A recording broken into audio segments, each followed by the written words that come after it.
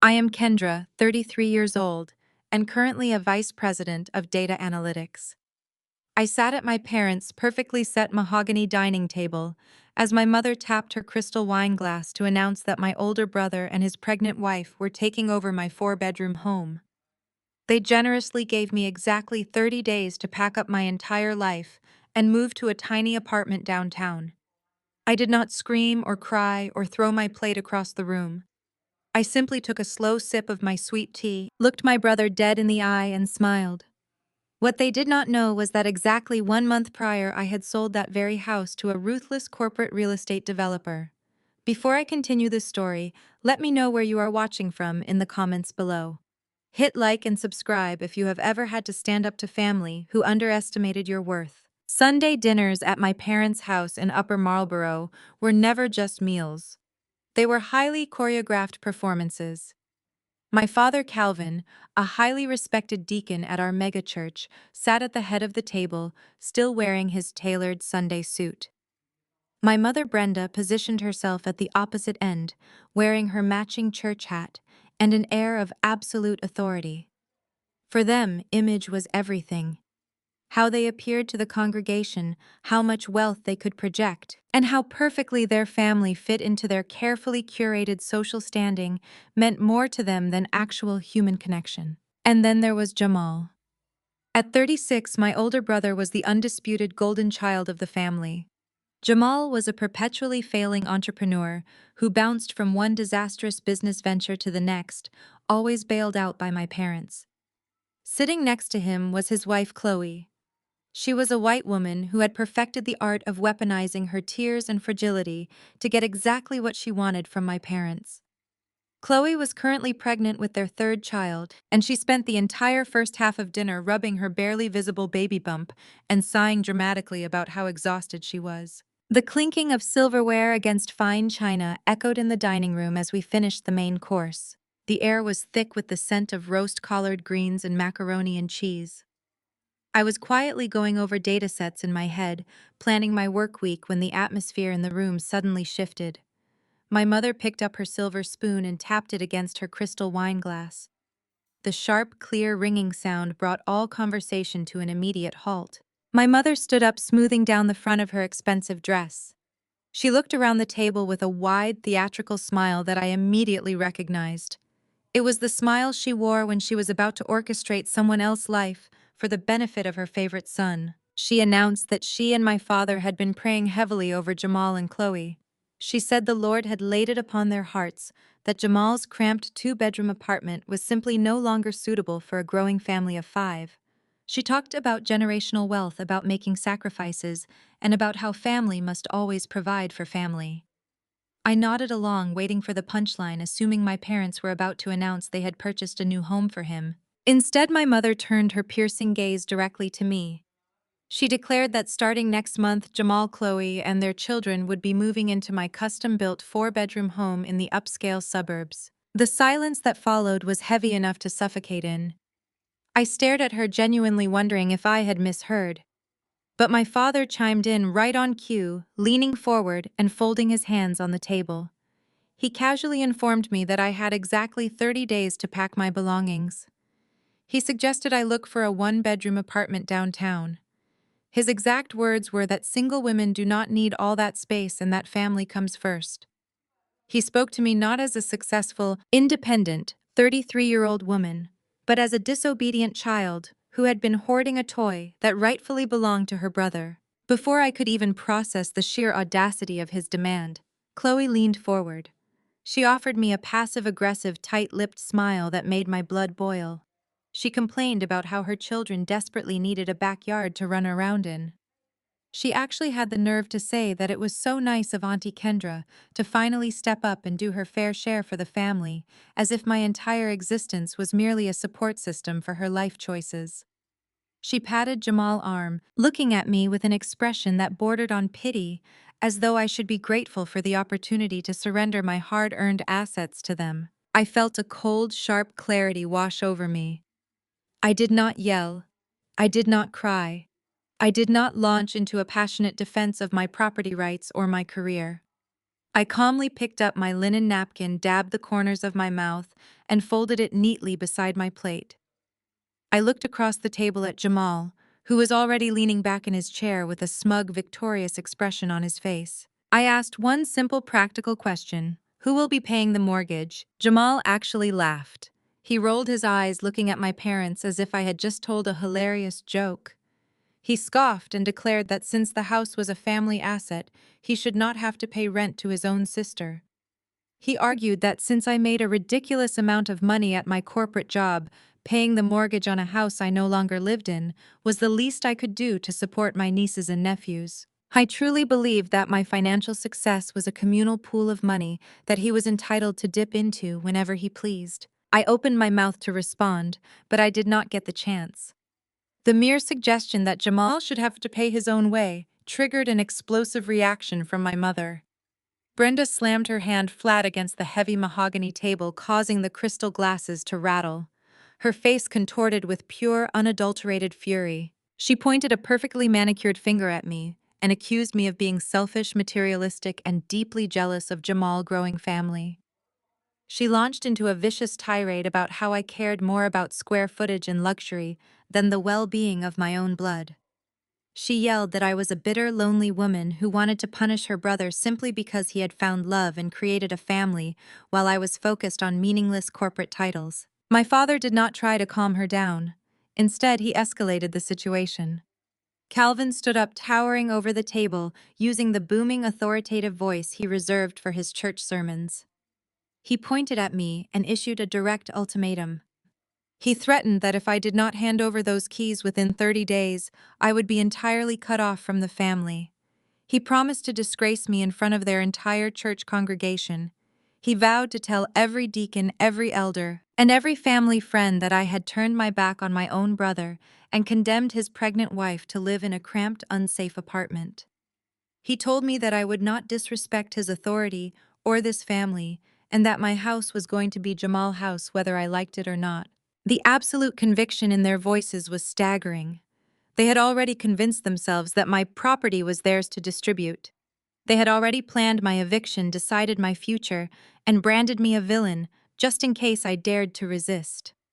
I sat there in the dining room looking at the four people who were supposed to be my family. I saw the greed in Jamal's eyes. I saw the performative victimhood radiating from Chloe. I saw the ruthless image-obsessed control driving my parents. I realized in that exact moment that there was absolutely no point in arguing.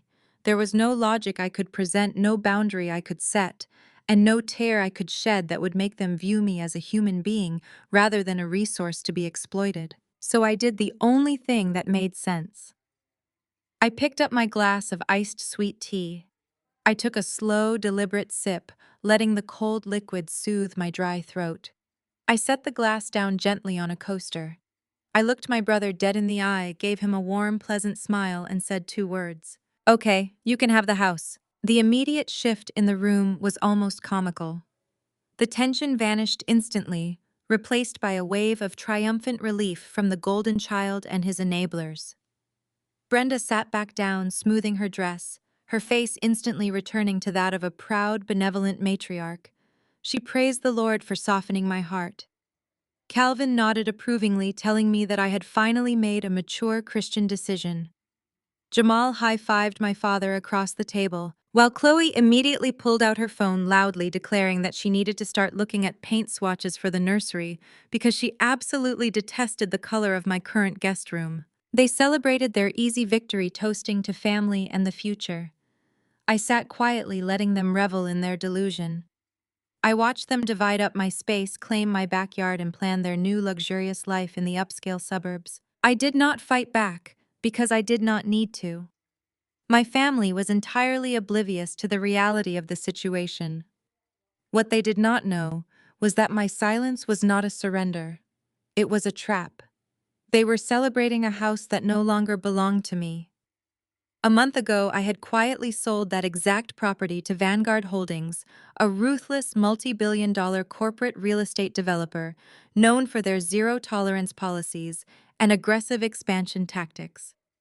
I had already secured my money, bought a luxury penthouse downtown with my fiancé, and completely washed my hands of the property. They wanted my house so badly. I was going to let them have it exactly on the day the corporate demolition crew was scheduled to tear it down to the studs. I left my parents' driveway feeling lighter than I had in years. They probably pictured me sobbing behind the steering wheel, desperately wondering how I was going to pack up a 4-bedroom house in 30 days. They likely thought I was heading back to that property to start stuffing my life into cardboard boxes while mourning the loss of my backyard. Instead, I merged onto the highway and pointed my car straight toward downtown. I bypassed the suburbs entirely. 30 minutes later, I pulled into the private gated parking garage of a sleek glass high-rise. The valet nodded at me as I tossed him my keys.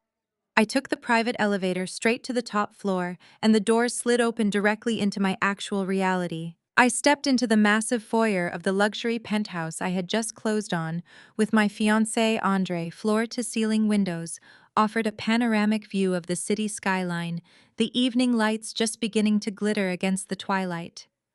Andre was standing at the kitchen island, his sleeves rolled up, pouring 2 glasses of Pinot Noir.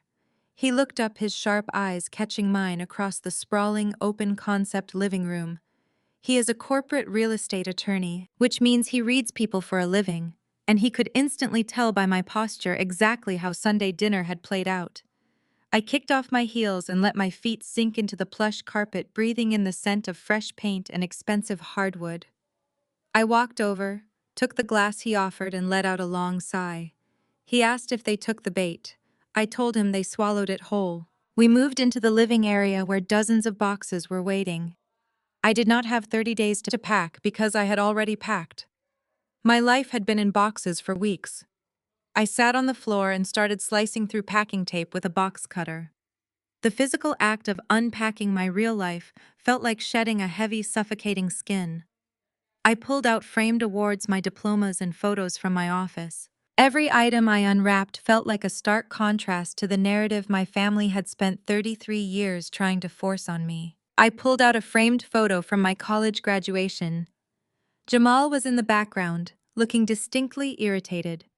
He was 36 now, but he had been throwing tantrums about sharing the spotlight since we were kids. Jamal was the golden child.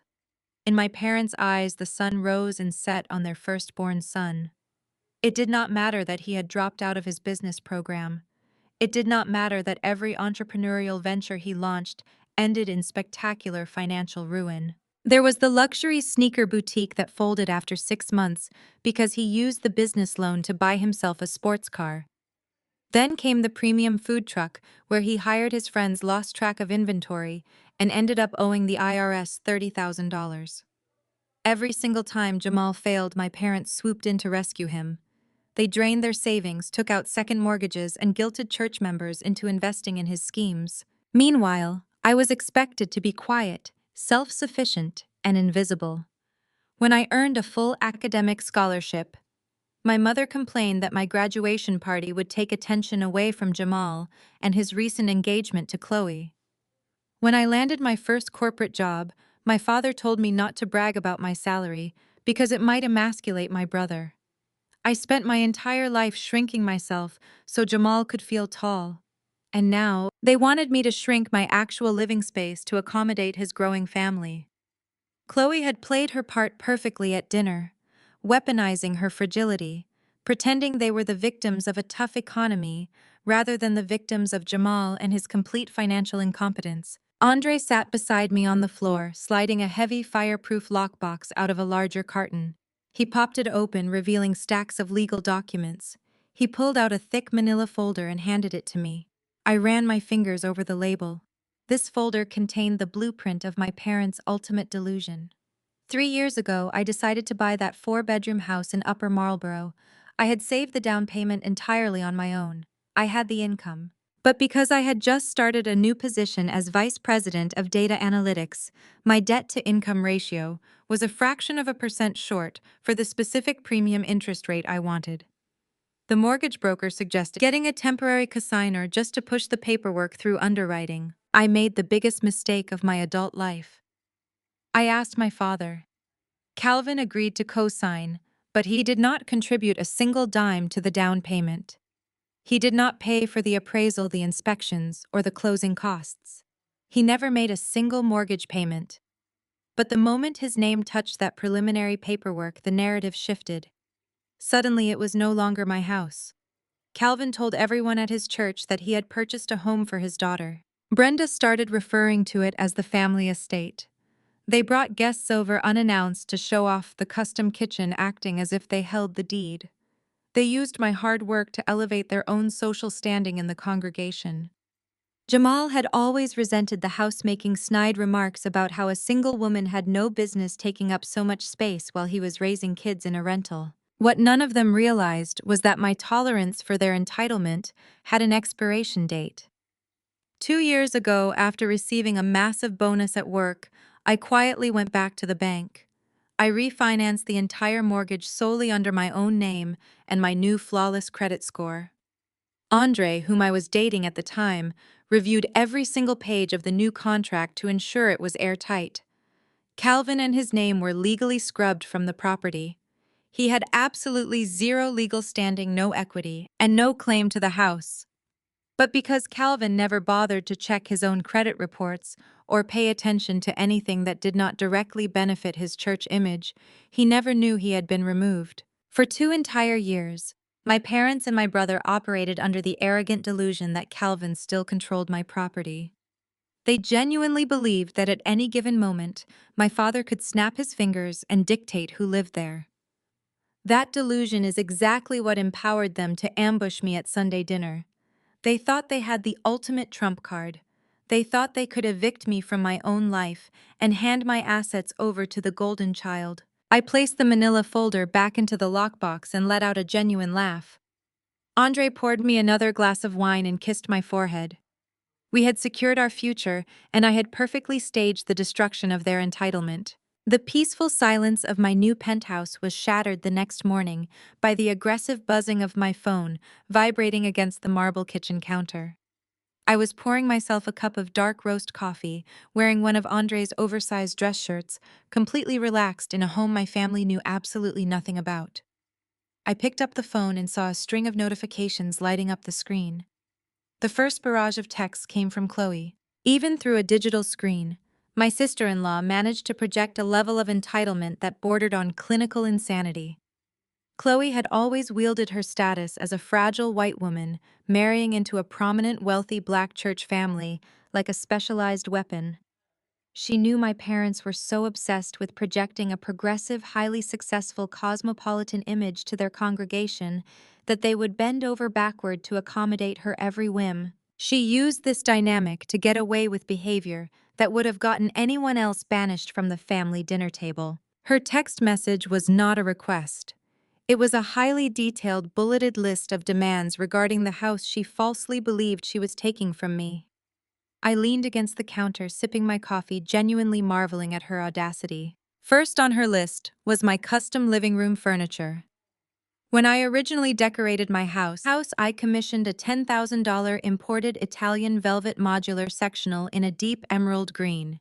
It was my pride and joy, a tangible reward to myself after securing my vice president title. Chloe wrote that since I was being forced to move into a tiny, cramped apartment, I obviously would not have the square footage to accommodate such a large piece of furniture. She stated that she had already visualized it in the space, and it perfectly fit the new minimalist organic aesthetic she was curating for her growing family.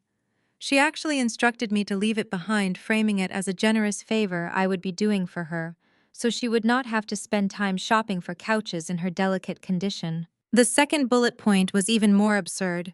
She demanded that I repaint the guest room before I vacated the premises. She declared that she wanted to use it as the new nursery, but the current color was far too moody and dark for a newborn's energy. She insisted that I hire a professional crew to paint the walls a very specific warm shade of organic oatmeal beige. She added a passive-aggressive note, explaining that I needed to have this done at least 2 weeks before moving day because she could not possibly be exposed to lingering paint fumes while pregnant. She expected me to fund and manage the renovation of a nursery in a house she was kicking me out of. I was still staring at the screen, a quiet laugh building in my chest, when a second text thread popped up. This one was from Jamal. My older brother never bothered with greetings or pleasantries when he wanted something. His message was entirely transactional, dripping with the arrogance of a man who had never faced a single consequence in his 36 years of life. He told me that cash was extremely tight this month because of the new baby preparations. He then demanded that I cover the cost of his moving truck and pay for a two-man moving crew to transport his belongings from his apartment to my house. His reasoning was a masterclass in financial delusion. He argued that since I would no longer be paying a massive mortgage on a four-bedroom house, I was practically saving money by being evicted. Therefore, it was only fair that I redistribute those imaginary savings to him.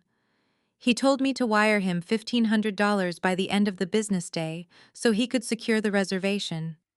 He ended the text by reminding me that family helps family, completely oblivious to the bitter irony of using that phrase while actively trying to render his own sister homeless. I set the phone down on the counter and took another sip of coffee. Andre walked into the kitchen fully dressed in his tailored charcoal suit, adjusting his silk tie for a morning of corporate negotiations. He noticed the amused, calculating look on my face and asked what the golden child and his wife were demanding now. I slid the phone across the smooth marble. Andre picked it up, his eyes scanning the glowing screen. A low, rich chuckle escaped his chest as he read through Chloe's aesthetic demands and Jamal's extortion attempt. As a real estate attorney who dealt with cutthroat corporate acquisitions on a daily basis, Andre found my family's amateur baseless arrogance genuinely entertaining. He set the phone back down and wrapped his arms around my waist, kissing my cheek. He noted that their confidence was astronomical, considering they did not hold a single legal document to back up their claims. Howe was right.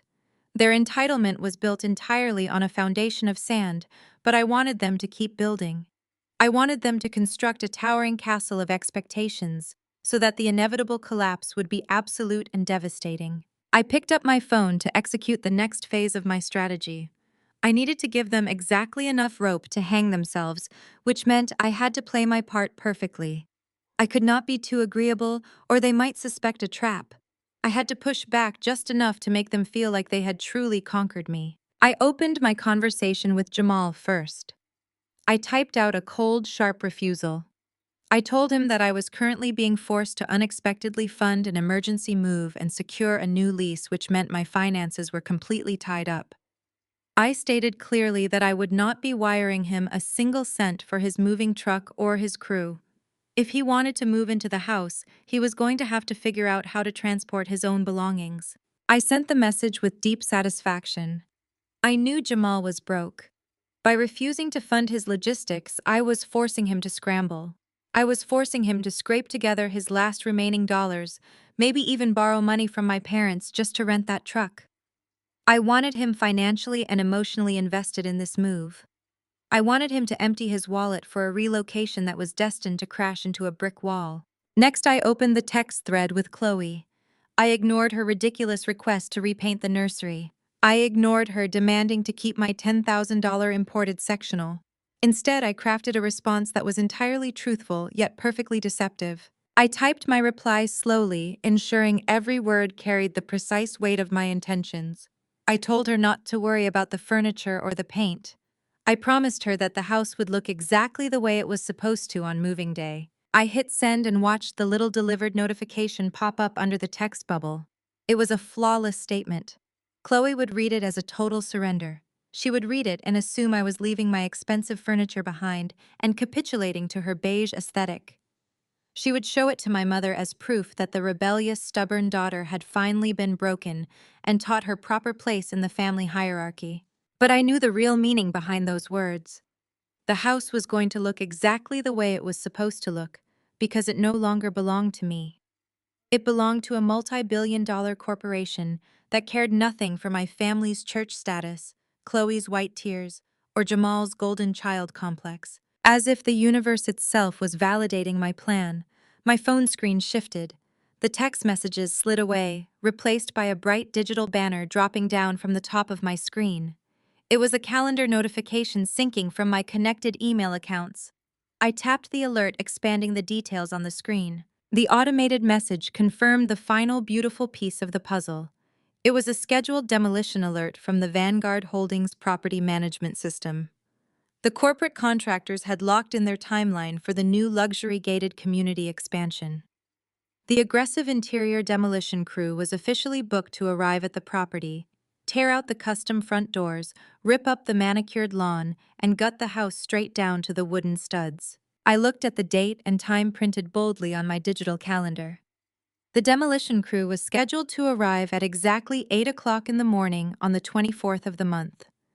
It was the exact same day and the exact same time that Jamal and Chloe had confidently planned to pull up in their rented moving truck. The glaring red banner on my phone screen was the culmination of a masterclass in corporate efficiency. Seeing that scheduled demolition brought me right back to a brisk Tuesday morning exactly 1 month ago.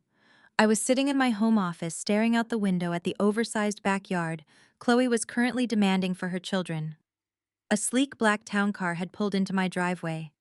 A woman in a sharp navy suit stepped out holding a branded leather portfolio. She represented Vanguard Holdings. She did not waste my time with pleasantries or small talk. Vanguard was aggressively acquiring the entire subdivision to make way for a massive ultra-luxury gated community. The developers needed my specific plot to secure the main entrance for their new architectural layout. She walked right into my kitchen, slid a thick contract across my marble island, and laid out their terms. The number printed on the first page of that paper was staggering. They were offering me 2.5 times the current market value entirely in cash with a 30-day close. They wanted me out quickly, and they were willing to pay an astronomical premium to make it happen. It was the kind of money that fundamentally alters your life trajectory. But for me, the financial windfall was secondary. More than the cash, this offer was the ultimate exit strategy. For years, I had been tethered to that property because of the fabricated emotional debt my family continuously imposed on me. They viewed my home as their personal timeshare. My mother would frequently host her church auxiliary meetings in my living room without asking my permission. My father used my two-car garage to store excess supplies for his various church committees. Jamal had even tried to use my basement as a free warehouse for his failed sneaker business, showing up unannounced at all hours of the night. They treated my space as a communal extension of their own entitlement. Selling the house to a faceless corporation meant cutting those toxic puppet strings once and for all. It was my chance to vanish from their control without giving them a single opportunity to intervene. I did not sign a single document that morning. I kept my poker face, thanked the representative for her time, and took the portfolio straight to Andre. As a senior corporate real estate attorney, Andre eats predatory developer contracts for breakfast.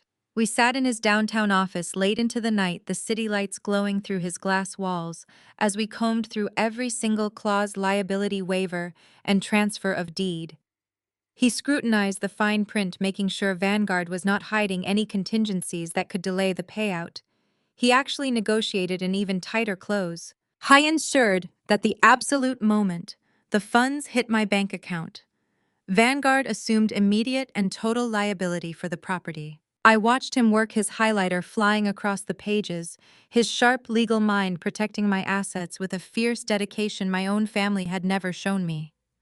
Andre made certain there were zero loopholes. The deed transfer was ironclad. Because I had quietly refinanced and scrubbed my father's name from the mortgage 2 years prior, there were no secondary signatures or familial consent waivers required. My parents had absolutely no legal footing to contest the sale. They could not place a lien on the property, and they certainly could not claim a single dime of the equity I had built. We locked in the transfer. I signed the finalized paperwork in a sterile boardroom surrounded by Vanguard executives. 2 days later, my phone pinged with a notification from my bank. The massive wire transfer had cleared. The money was safe, untouchable, and securely resting in my private accounts. Vanguard officially took possession of the property, and I became a very wealthy, entirely unburdened woman. The real challenge was the cover-up.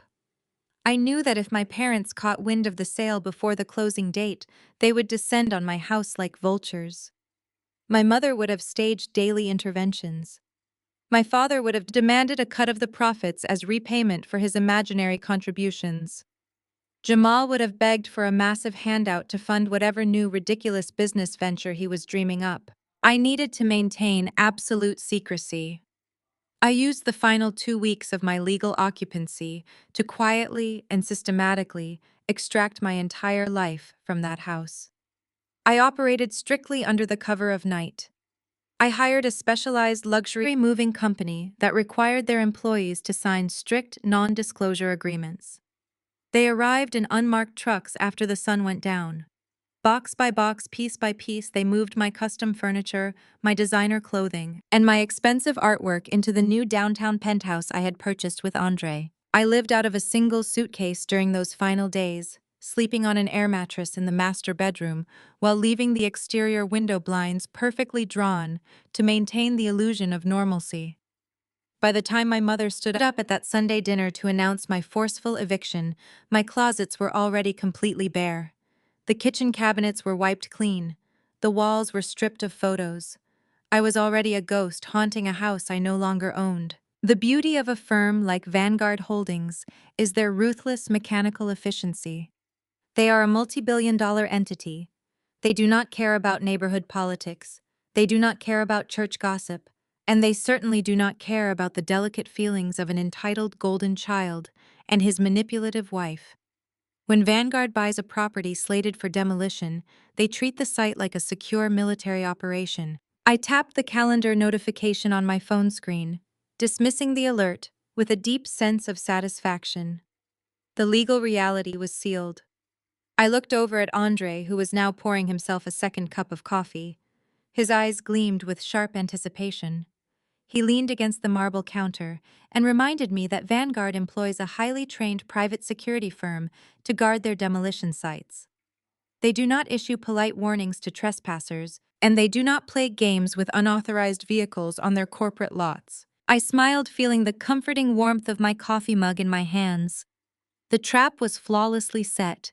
The legal paperwork was locked safely inside our fireproof safe. My financial future was completely secure. Meanwhile, my arrogant older brother was currently scraping together his last few dollars, preparing to drive a rented moving truck straight into a hostile corporate demolition zone. All I had to do now was sit back and watch the collision unfold. I walked over to the floor-to-ceiling windows of the penthouse, looking down at the bustling city streets far below. For the first time in my 33 years, I felt entirely untethered from the heavy, suffocating expectations of my family. Growing up, I was constantly told that my role was to support, to accommodate, and to sacrifice. My parents had built a towering pedestal for Jamal, and they expected me to happily serve as the foundation holding him up. Every achievement I earned was minimized to keep his fragile ego intact. Every boundary I tried to set was crushed under the guise of religious duty and family loyalty. But looking at the city skyline, I realized that true power does not come from arguing with people who are committed to misunderstanding you. True power comes from quietly removing their access to your life. The money Vanguard transferred to my account was a protective shield. It bought me this gorgeous home, but more importantly, it bought me complete autonomy.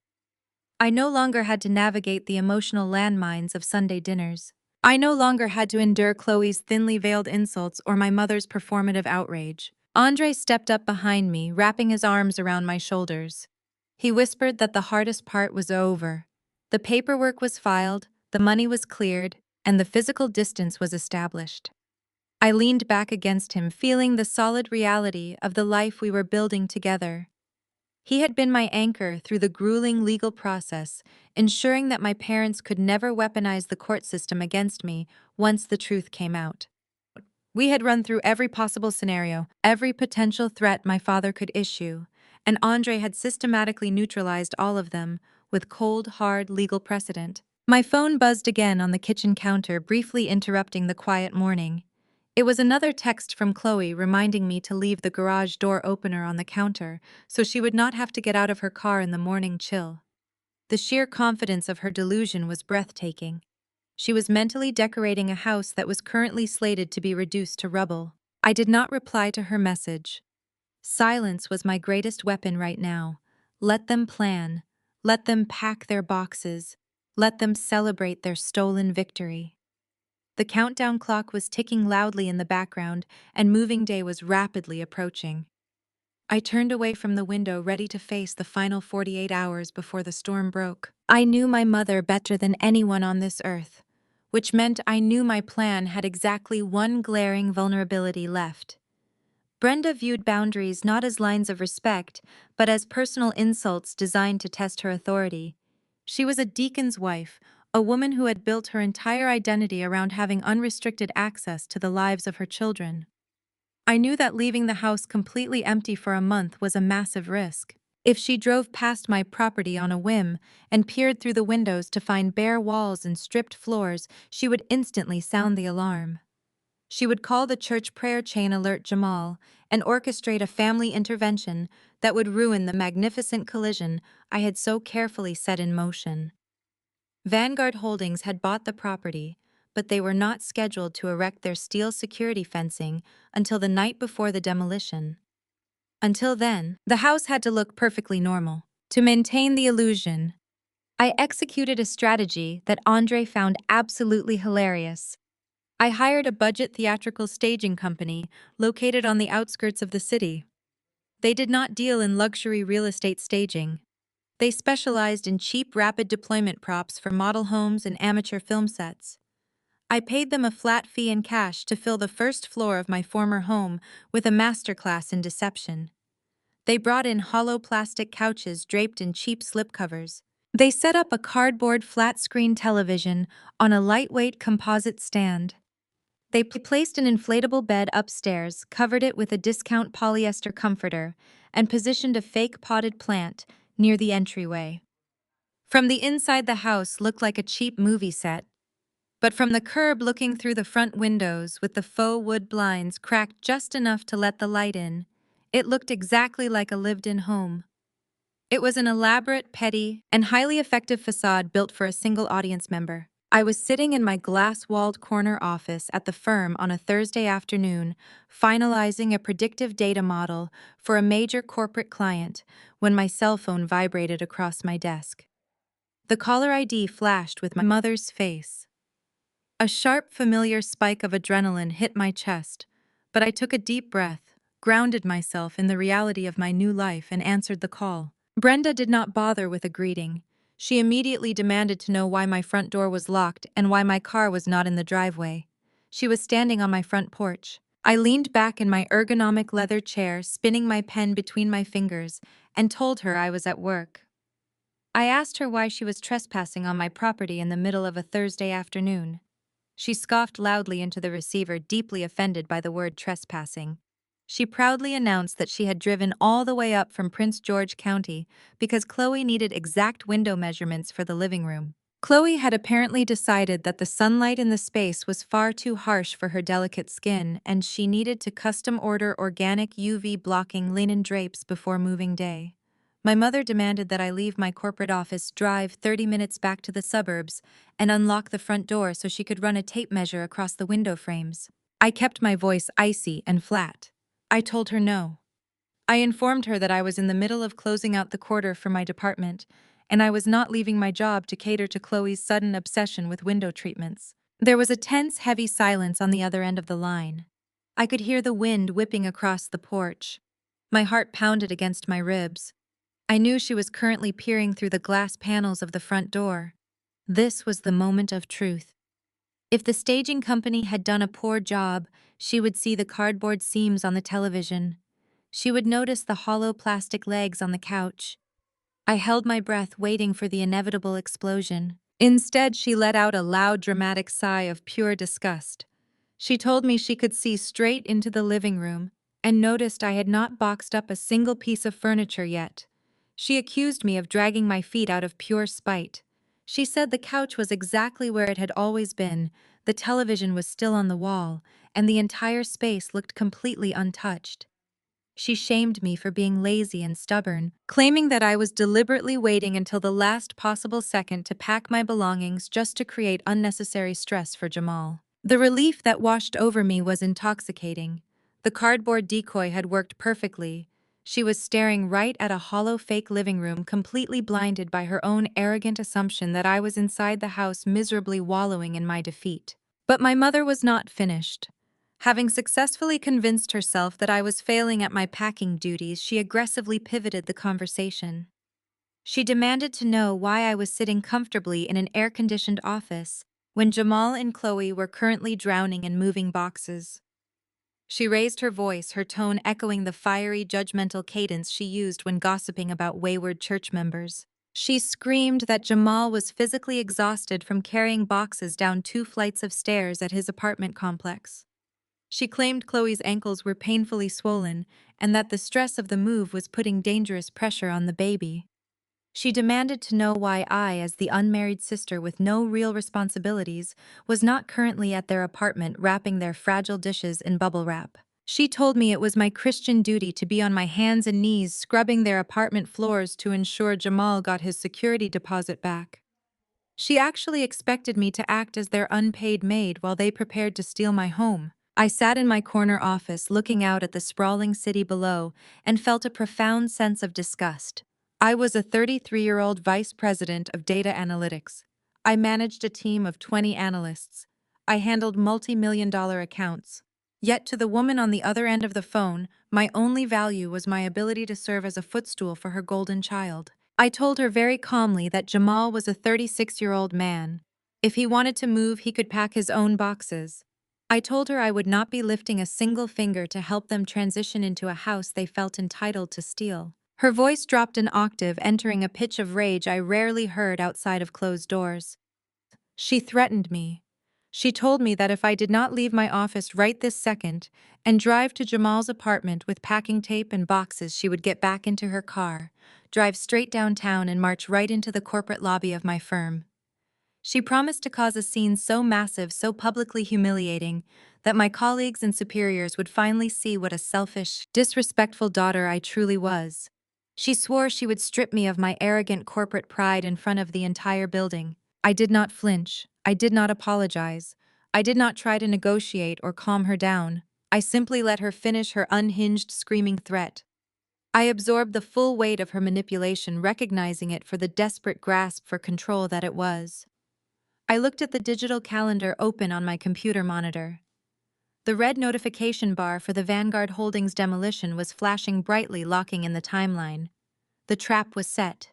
The legal paperwork was secure. The corporate bulldozers were fueled and ready. I leaned into the microphone of my phone, my voice dropping to a smooth, lethal whisper. "Save your energy, Mom. You are going to need it for Saturday." I ended the call and blocked her number. I placed my phone face down on the desk, feeling an electric surge of anticipation ripple through my veins. The illusion was secure. The golden child was packing his bags. Moving day was exactly 48 hours away. Friday night arrived with a quiet electric tension humming through the air of my new downtown penthouse. I was sitting on the plush velvet sofa, enjoying the panoramic view of the city lights, when my phone screen lit up with a sudden notification from Instagram. Chloe had tagged me in a new post. I tapped the screen, and what I saw was a masterclass in passive-aggressive manipulation and weaponized fragility. Chloe had posted a meticulously curated soft-focus selfie. She was standing in the middle of her current cramped living room, surrounded by half-packed cardboard boxes, clutching her barely visible baby bump with both hands. She was looking off camera with an expression of profound, serene gratitude. The caption beneath the photo was a sprawling multi-paragraph essay about the universe rewarding patience and unwavering faith. She talked at length about manifesting a luxury forever home for her growing family, claiming that God always provides a path for those who truly deserve it. She painted herself as a humble, long-suffering mother who had endured the hardship of a tiny apartment and was finally receiving her righteous overdue blessings. The final line of her caption was the most infuriating display of entitlement I had ever witnessed. She explicitly tagged my profile handle and wrote that she was so incredibly grateful for family members who finally understand their place and step aside to let the real family thrive. I stared at the words, letting the sheer audacity wash over me. She was framing my forceful eviction as a sudden, miraculous realization of my own insignificance. She was publicly thanking me for knowing my place at the absolute bottom of the family hierarchy. The racial and social dynamics of the situation were impossible to ignore. Here was a white woman married into a prominent black church family, using her fragile aesthetic to publicly thank a single black woman for surrendering her hard-earned assets so she could have a bigger backyard. I scrolled through the comments under her post. Several members of my parents' church congregation were leaving heart emojis and praising her unwavering faith. My mother had commented with a string of praying hands, adding that the Lord always elevates the righteous and rewards family loyalty. They were publicly celebrating a theft they believed they had successfully executed. Chloe was basking in the glow of a stolen victory, collecting sympathy and praise for kicking me out of my own custom-built home. I did not leave a comment. I did not engage. I simply took a screenshot from my personal archives and closed the application. 2 minutes later, my phone vibrated again. This time, it was a text message from Jamal. He did not bother asking how my packing was going or if I needed help transitioning to a new apartment. He did not show a single ounce of sibling concern. Instead, he sent a grainy photograph of a massive 20-foot U-Haul truck parked haphazardly across two spaces in his apartment complex parking lot. The message attached to the photo was a list of rigid, arrogant commands. He told me that his lease officially ended at midnight, and he had secured the moving truck for exactly 24 hours. He ordered me to leave the front door unlocked and place all the house keys, including the electronic garage remotes, neatly on the kitchen island. He dictated that I must have the premises completely vacated by 8 o'clock in the morning sharp. Jamal then added a final venomous instruction that perfectly captured his golden child complex. He explicitly warned me not to be anywhere on the property when they arrived. His exact reasoning was that Chloe was planning to perform a spiritual cleansing of the house before they moved their boxes inside. He claimed Chloe did not want my negative single-woman energy interfering with her process when she saged the space. He told me that my presence would only agitate his pregnant wife and ruin the peaceful transition into their new mansion. He commanded me to disappear so they could claim their castle without the inconvenience of looking at the person they had supposedly conquered. I sat back against the sofa cushions, feeling a profound sense of awe at his delusion. He was a 36-year-old man with a trail of bankruptcies, failed startups, and unpaid debts, currently demanding that his younger sister vanish into thin air so he could comfortably steal her real estate. He truly believed he was the conquering king. He thought he had outsmarted me, overpowered me, and bent me entirely to his will. My parents had spent his entire life shielding him from the consequences of his own actions, creating a monster of entitlement who genuinely believed the world owed him a luxury home simply because he managed to get his wife pregnant for a third time. I handed the phone to Andre, who was sitting beside me reviewing a stack of corporate legal briefs. He read Chloe's social media post first, his jaw tightening slightly at her choice of words. Then he read Jamal's aggressive text message. Andre shook his head, handing the phone back to me with a sharp, incredulous laugh. He noted that in all his years of practicing corporate law, he had never seen a group of people so confidently march themselves straight into a legal woodchipper. I knew I needed to reply to Jamal. I needed to give him the final verbal confirmation that would lock his plan into place and ensure he drove that rented truck right up to the property line. I kept my response incredibly brief, perfectly compliant, and entirely factual based on my actual reality. I typed out a single sentence telling him that the house would be completely open for him at 8 o'clock in the morning, and that I would be absolutely nowhere near the property. I hit send. Every single word of that text was the absolute truth. The house would be wide open because Vanguard Holdings' corporate demolition crew was scheduled to rip the custom front doors off the hinges.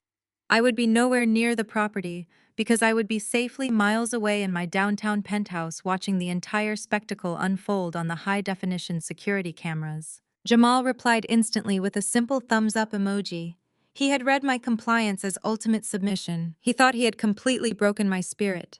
He assumed I was currently sitting in some cramped, dark apartment crying over my lost custom furniture, utterly defeated by the combined force of my parents' authority and his golden child status. I set my phone face down on the glass coffee table and let out a long, steady breath. The board was set. The pieces were locked into their final positions. I pulled my laptop onto my lap and logged into the Vanguard Holdings security portal. As part of my transition agreement, Vanguard had granted me temporary read-only access to the exterior camera feeds because I had requested verification that the site was fully secured before demolition began. The feeds loaded on my screen showing my old house sitting quietly in the dark suburban night. The cheap cardboard furniture staging company had done their job flawlessly. The fake living room looked cozy and inviting from the street. The lawn was manicured. Everything looked like a pristine suburban dream waiting for a new family to cross the threshold. But the digital overlay on the Vanguard system told the real story. The pending work orders were clearly visible on the dashboard. Heavy machinery dispatch was confirmed. Perimeter steel fencing installation was confirmed. Hazardous material containment protocols were activated. The corporate machine was already humming in the background, preparing to descend with ruthless efficiency.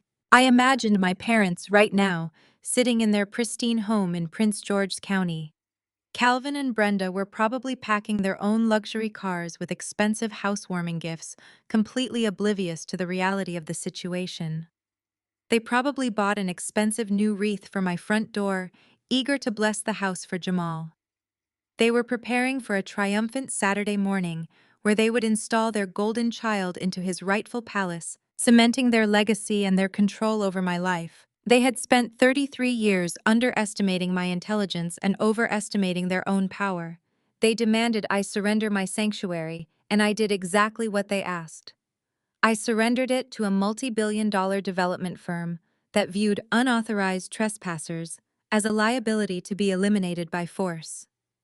Tomorrow morning, Jamal, Chloe, Calvin, and Brenda were going to pack their entire lives into a rented truck and drive straight into a hostile corporate demolition zone. I closed my laptop, poured myself a glass of champagne, and waited for the sun to rise. I went into my phone settings and pulled up my recent contacts. One by one, I selected their profiles. Jamal, blocked. Chloe, blocked. Brenda, blocked. Calvin, blocked. With 4 simple taps on a glass screen, I severed a lifetime of emotional extortion. The silence that immediately followed was profound. My phone, which had been a constant source of anxiety, demands, and manipulative guilt trips for as long as I could remember, was finally quiet. I tossed it onto the sofa cushions and let out a breath I felt like I had been holding since childhood. Andre walked into the living room carrying 2 crystal flutes and a chilled bottle of vintage champagne. He had changed out of his corporate suit and was wearing comfortable dark loungewear, his presence a steady grounding anchor in the middle of my silent rebellion. He popped the cork, the sharp sound echoing beautifully off the high ceilings of our penthouse. He poured the sparkling liquid, handed me a glass, and raised his own. We did not toast to family. We did not toast to being the bigger person.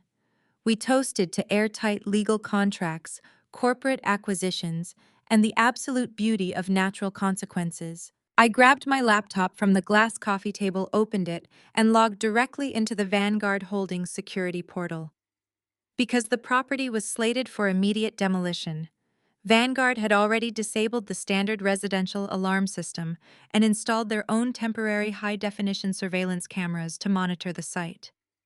They had granted me read-only access, so I could verify my personal belongings were completely removed before they brought in the heavy machinery. The dashboard loaded, instantly populating my screen with 4 crisp, clear angles of my former home. The night vision lenses cast the manicured lawn and the brick facade in a stark glowing green. The house sat perfectly still in the quiet suburban dark. Through the front window, I could just barely make out the silhouette of the cheap cardboard staging furniture I had rented. It looked exactly like a home waiting for a family.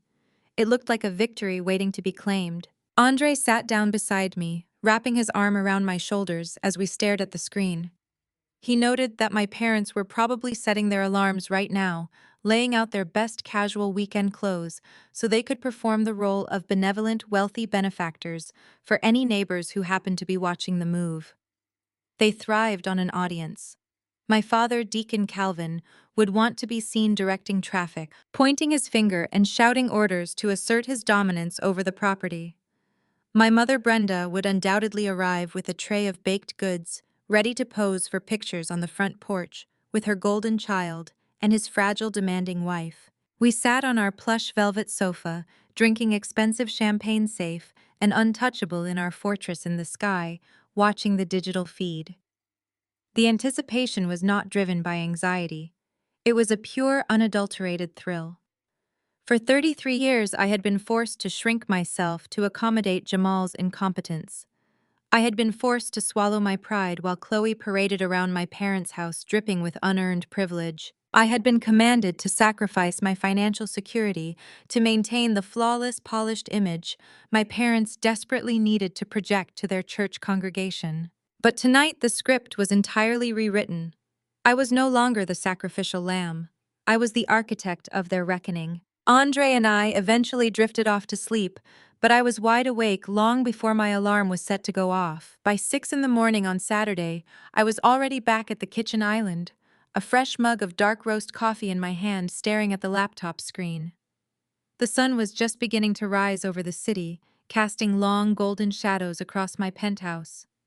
On the security feed, the suburban street was bathed in the soft gray light of early morning. The neighborhood was dead quiet. At 7 o'clock, Andre padded into the kitchen, kissing the top of my head and leaning over my shoulder to check the screen. He pointed to the digital work order flashing in the corner of the Vanguard portal. The status had just flipped from pending to active. At exactly 7:30, the absolute silence of the suburban street was violently shattered. The Vanguard Holdings demolition crew did not arrive quietly. They rolled in like a specialized military unit. The first vehicle to turn the corner was a massive, heavy-duty flatbed truck carrying a commercial-grade excavator. Behind it came 3 large utility vans, their sides emblazoned with the Vanguard corporate logo. A deafening roar filled the audio feed as a colossal steel dumpster was dragged off the back of a transport truck and dropped directly onto the center of the driveway, the impact cracking the pristine concrete. Andre let out a low whistle of appreciation. He knew corporate contractors and these men were not there to casually remodel a kitchen. They were there to execute a total teardown. A dozen men in neon high-visibility vests and hard hats poured out of the vehicles. The foreman, a towering, broad-shouldered man holding a rugged tablet, immediately began barking orders. Within 3 minutes, a secondary crew arrived in an unmarked black SUV. 4 men in tactical gear stepped out. This was Vanguard's private security detail, a standard protocol for securing their high-value acquisitions against trespassers and local neighborhood interference. I watched in sheer fascination as the property was systematically stripped of its suburban charm. A team of workers began unloading heavy, interlocking steel barricades from the back of a truck. They dragged them across the manicured. Chloe had coveted so deeply, erecting a formidable 8-foot-high chain-link fence around the entire perimeter of the property. They locked the panels together, creating an impenetrable fortress. Simultaneously, a crew with heavy sledgehammers marched straight up the front steps. Chloe had explicitly demanded that I leave the house unlocked so she could waltz in and sage the space to remove my negative energy. The Vanguard crew had a different approach. They did not bother checking the locks. 2 men swung their sledgehammers in perfect unison, smashing directly into the custom mahogany double doors I had paid a premium for just 3 years ago. The wood splintered and cracked with a violent crunch that echoed through the laptop speakers. They ripped the doors entirely off their hinges and tossed them carelessly into the front yard. The aesthetic Chloe had spent weeks manifesting on social media was being dismantled in real time. The workers stormed into the house, and within moments the cheap cardboard staging furniture I had rented was being hurled out of the gaping hole where the front doors used to be. A plastic couch flew through the air and landed in the dirt. The fake flat-screen television shattered on the pavement. The corporate machine was moving with a breathtaking, ruthless velocity. I took a slow, deeply satisfying sip of my coffee. My heart was pounding with a steady, rhythmic drumbeat of pure victory. I glanced at the digital clock in the corner of my screen. It read 7:45. Jamal had explicitly ordered me to be gone by 8 o'clock sharp. He had demanded a clear, unobstructed path for his grand, victorious arrival. My brother was a man who lived his entire life chronically late to everything, but when it came to collecting a free handout, I knew he would be remarkably punctual. Andre leaned closer to the screen, his eyes fixed on the camera angle facing the main intersection of the neighborhood. The Vanguard crew was currently firing up the excavator, the massive diesel engine roaring to life, drowning out the peaceful sounds of the morning birds. The steel barricades were fully secured. The private security guards were standing at the edge of the driveway, their arms crossed, looking like stone statues blocking the entrance to a military bunker. At exactly 7:50, the camera caught movement at the far end of the street. A bright orange and white oversized U-Haul truck lumbered around the corner. It was moving slowly, clumsily navigating the wide suburban street.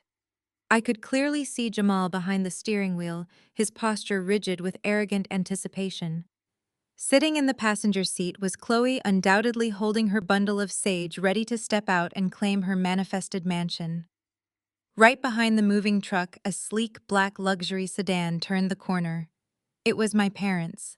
Calvin and Brenda were trailing closely behind their golden child, arriving in a regal caravan to witness the glorious transfer of my wealth into his hands. They were driving straight toward a house with no front doors, a yard surrounded by steel fencing, and a corporate security team that did not care who their daddy was at the local church. I set my coffee mug down on the counter and smiled. The collision was finally here. I zoomed in on the high-definition feed, leaning so close to the laptop screen, I could see the exhaust fumes pouring from the rented moving truck. Jamal hit the brakes so hard, the massive orange and white vehicle shuddered and violently lurched forward before coming to a dead, jerky stop right in the middle of the street. He did not pull into the driveway because he physically could not. The driveway no longer existed. The Vanguard Holdings excavator had already taken a massive, jagged bite out of the pristine concrete, turning the smooth entryway into a crater of shattered rubble and exposed steel rebar. Behind the moving truck, my father slammed on the brakes of his immaculate black luxury sedan. Through the windshield glare, I could perfectly make out my mother's face. Brenda was sitting in the passenger seat holding a large foil-wrapped casserole dish on her lap, undoubtedly prepared for her grand photo opportunity. Her mouth dropped open in a perfect shape of sheer horror. The triumphant, joyful procession they had rehearsed in their heads was completely incinerated in a matter of seconds. I wanted to savor every single frame of this reality check. The audio feed from the temporary security cameras was crystal clear, capturing the chaotic, deafening symphony of corporate destruction. The heavy diesel engine of the excavator roared loudly as its hydraulic arms swung around to violently rip a mature oak tree straight out of the manicured front lawn. The vibrant green grass that Chloe had explicitly instructed me to water and maintain was being churned into thick, muddy brown trenches. The majestic mahogany double doors I had paid a premium ago were currently lying in splintered pieces inside a massive industrial dumpster. Right on cue, a construction worker in a neon high-visibility vest casually tossed the hollow plastic base of my fake staging couch out of the gaping hole where the elegant entryway used to be.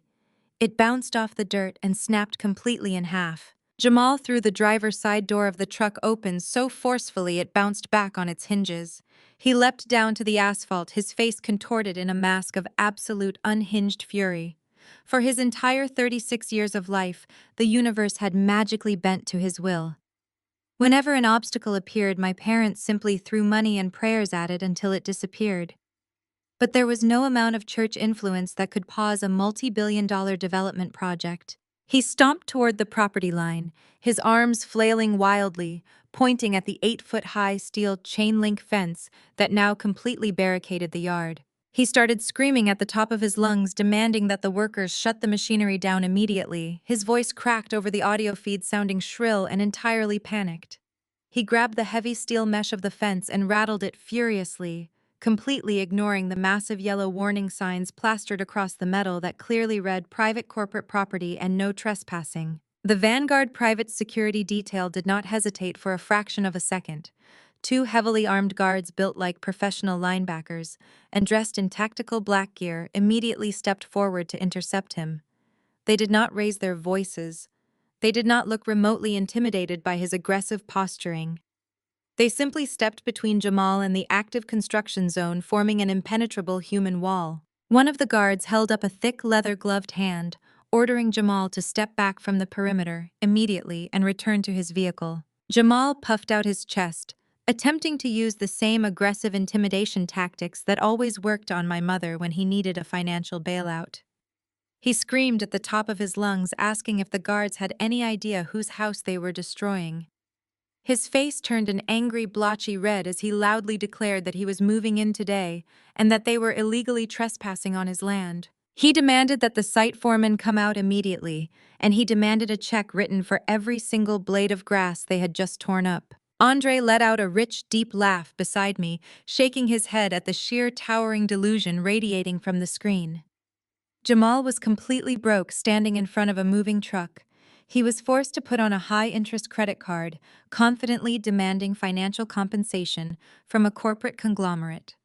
He genuinely believed that his loud voice and his status as the golden child could somehow override actual legal reality. I thought he could bully a seasoned construction crew the same way he had bullied me his entire life. My father finally emerged from his luxury sedan.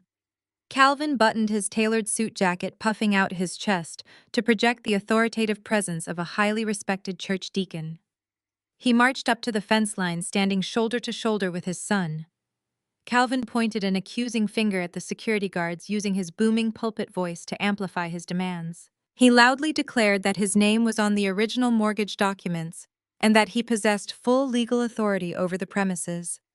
He demanded that the construction halt immediately, claiming this was a massive clerical error and threatening to sue the construction company into complete bankruptcy. The security guards did not flinch.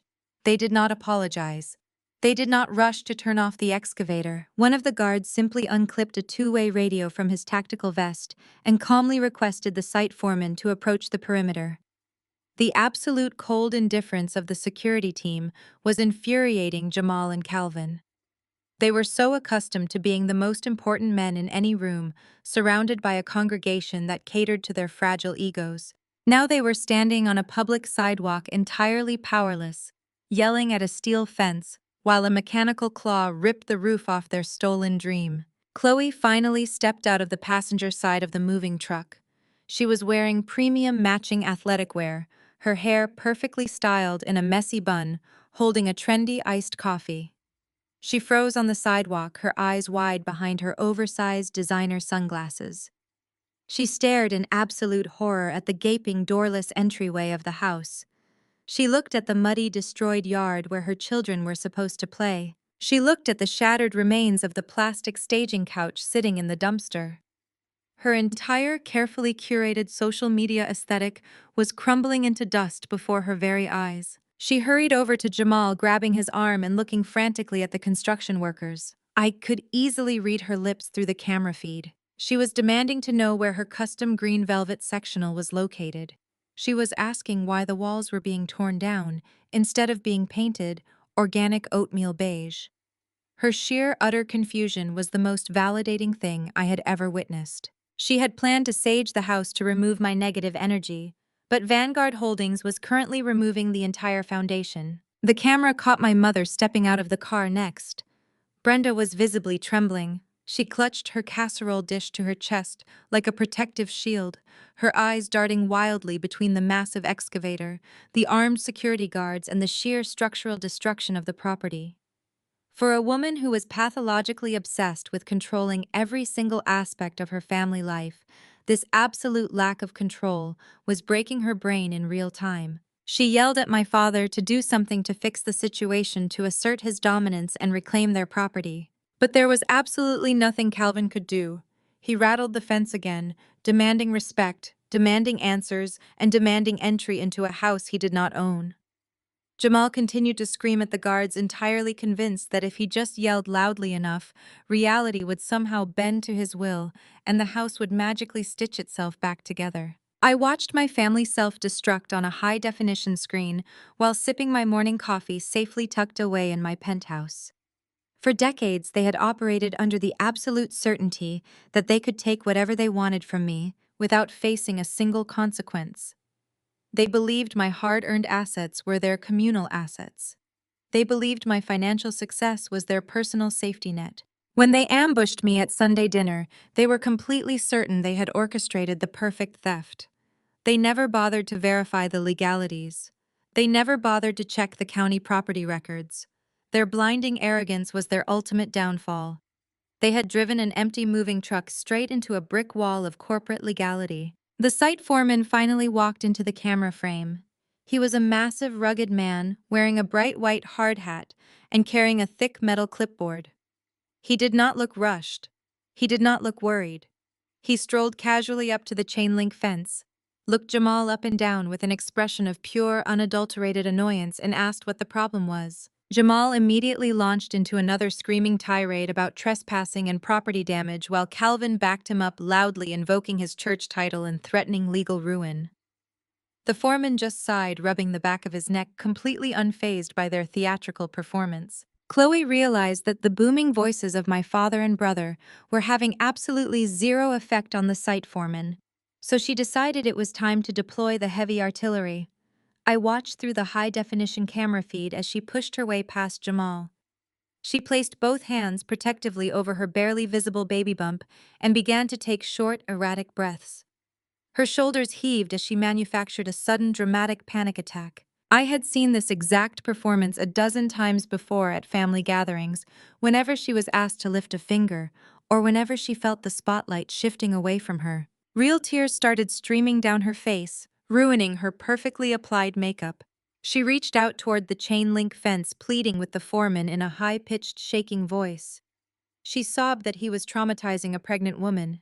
She cried that her children were sitting in the moving truck right now, waiting to see their new bedrooms. She begged him to stop the machines, claiming that he was destroying her baby's new home and ruining the sacred safe space she had spent weeks manifesting for her growing family. She leaned heavily against the steel barricade, acting as though the sheer stress of the construction noise might cause her to faint right there on the sidewalk. She fully expected the foreman to be moved by her distress. She expected the entire construction crew to immediately power down their heavy machinery, apologize for the inconvenience, and hand her the keys to the property. The foreman did not power down the machinery. He did not offer a single word of sympathy. Instead, he looked at her frantic, tear-stained face, looked back at the massive U-Haul truck illegally blocking the street, and actually laughed. It was a short, harsh bark of amusement that cut straight through the crisp morning air. He was a veteran corporate contractor who managed multi-million-dollar demolition sites for Vanguard Holdings. He dealt with aggressive squatters, angry neighborhood associations, and hostile zoning disputes on a weekly basis. A woman crying in premium athletic wear about her manifested aesthetic was not going to stop a scheduled corporate teardown. Jamal saw the foreman laugh and completely lost his mind, his fragile ego already battered by his inability to command respect from the security guards shattered into pieces. He lunged toward the fence, pointing a shaking finger through the metal links, screaming that the foreman had no right to disrespect his pregnant wife. He demanded the man provide his badge number, his supervisor contact information, and an immediate halt to all construction activities. Jamal puffed out his chest, acting as if he was a powerful executive shutting down an insubordinate employee. The foreman simply shook his head. He unclipped his thick metal clipboard from his utility belt and flipped it open. He pulled out a stack of heavy premium-grade legal documents stamped with official county seals and the bold Vanguard Holdings corporate logo. He walked right up to the chain-link fence, standing inches away from my brother. He held the paperwork up so the entire family could see the undeniable legal reality printed in black and white. He told Jamal flat out that Vanguard Holdings had purchased this entire property 30 days ago in a clean all-cash corporate acquisition. He explained that the demolition permit had been approved by the county zoning board 2 weeks prior. He stated that the house they were currently staring at was not a family home waiting for a new coat of paint, but an active hazardous construction zone slated to be leveled to the dirt by sunset. He looked directly at Chloe and bluntly informed her that she was not manifesting a mansion, she was standing outside a corporate teardown site. The words hung in the cold morning air. I watched the camera feed as the reality of the situation crashed into my family like a freight train. Jamal opened and closed his mouth without any sound coming out. His eyes darted rapidly over the official documents, trying desperately to find a loophole, a mistake, or any indication that the foreman was lying. Chloe stopped hyperventilating instantly.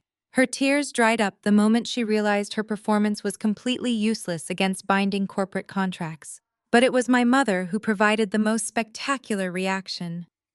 Brenda shoved her way to the front of the group, her face contorted with a mixture of absolute denial and towering rage. She gripped the metal fence with both hands, shaking it as she screamed at the foreman. She called him a liar. She yelled that this was a massive illegal mistake and that someone was going to prison for destroying her family estate. She pointed to my father and loudly proclaimed that Deacon Calvin had his name on the original mortgage. She swore up and down that he held the legal deed to the property and that no corporation could ever buy a house without his explicit written consent. She demanded that the foreman look at the signature line on his paperwork, claiming that he had obviously been scammed by a fraudulent seller. She threatened to call the mayor, the chief of police, and the entire church board to have the construction crew arrested for corporate theft. She was screaming so loudly that her voice echoed down the entire suburban street, waking up the few neighbors who had not already been disturbed by the heavy machinery.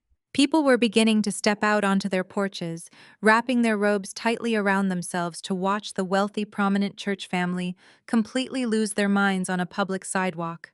Calvin stood beside her, nodding along, trying to maintain his authoritative posture while looking increasingly panicked. He straightened his tie and loudly demanded to see the name of the seller on those documents, fully believing that his name would somehow miraculously appear and grant him the power to shut the entire operation down. He needed to prove to the gathering audience of neighbors that he was still the patriarch, still the man in control of his family assets. The foreman sighed again, flipping to the final page of the acquisition contract. He held it up to the chain-link fence right in front of my father. He ran his thick, calloused finger along the final signature line, pointing to the sole authorizing name on the deed transfer. He read my name out loud. He stated clearly that I was the sole legal owner of the property, that I had held the exclusive deed, and that I had legally sold the estate to Vanguard Holdings without any secondary co-signers required. I watched my father physically recoil as if he had been struck. The blood drained completely from his face, leaving him looking pale and suddenly very old. The 3-year delusion he had built his entire public persona around evaporated in an instant.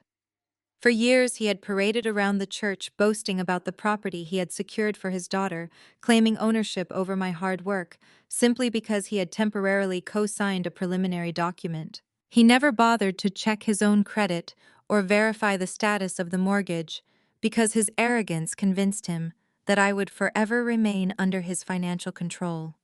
His patriarchal pride was shattered in front of his wife, his son, and the entire neighborhood. My mother let out a shrill, piercing scream of pure denial.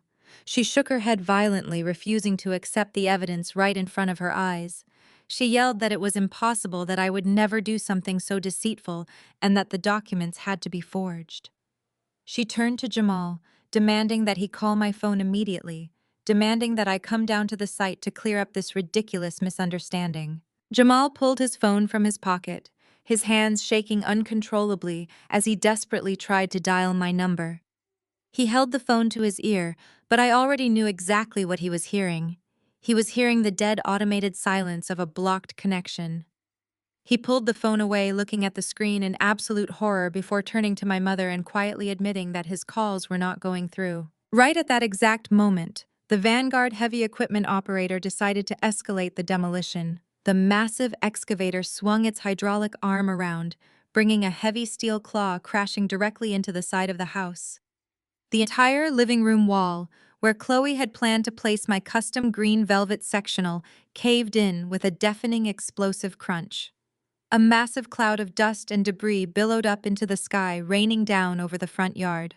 The sharp sound of shattering glass and snapping timber echoed through the neighborhood, drowning out my mother's hysterical screams. I sat on the velvet sofa in my penthouse, watching the destruction unfold on my laptop screen, while Andre wrapped his arm tightly around my waist. The juxtaposition was almost poetic. They were standing on a cold sidewalk covered in dust, staring at the absolute ruin of their entitlement, while I was sitting in a luxury high-rise entirely untouched by their chaos. They had planned to break into my life this morning. They had planned to force me out of my home, take my furniture, and paint over my existence. They wanted to erase me so the golden child could thrive. Instead, they were forced to stand behind a steel barricade and watch a corporate machine systematically erase the very prize they thought they had stolen. Their flawless plan had just been reduced to a pile of shattered bricks and splintered wood, and the true consequences of their actions had not even fully arrived yet. The massive cloud of plaster and pulverized brick had barely begun to settle over the front lawn when my father completely lost his grip on reality. For my entire life, Deacon Calvin maintained strict control over every room he entered through sheer intimidation and religious authority. He was a man who believed his voice carried the weight of divine law. Seeing his perceived property torn to shreds in front of his wife, his golden child, and the growing crowd of nosy neighbors shattered his patriarchal facade into a million jagged pieces, he could not accept that he had been outsmarted by his own daughter. He could not process that his booming voice had absolutely zero effect on a corporate demolition crew. I leaned closer to the laptop screen, watching the exact moment my father decided that if his words could not stop the machinery, his physical presence would. Calvin adjusted his tailored suit jacket, his face twisting into a mask of pure, irrational fury. He marched directly toward the steel perimeter fence, bypassing the foreman entirely. He shouted that he was going to march right into that living room and stand in front of the excavator himself to protect his financial investment. He genuinely believed that his status as an older, respected church leader would grant him some kind of invisible force field. He grabbed the heavy metal barricade and tried to violently shove it aside. The Vanguard private security detail did not hesitate. These men were not church ushers. They were highly trained tactical professionals hired to secure a multi-million-dollar corporate asset. As my father tried to physically muscle his way past the perimeter line, two guards stepped seamlessly into his path.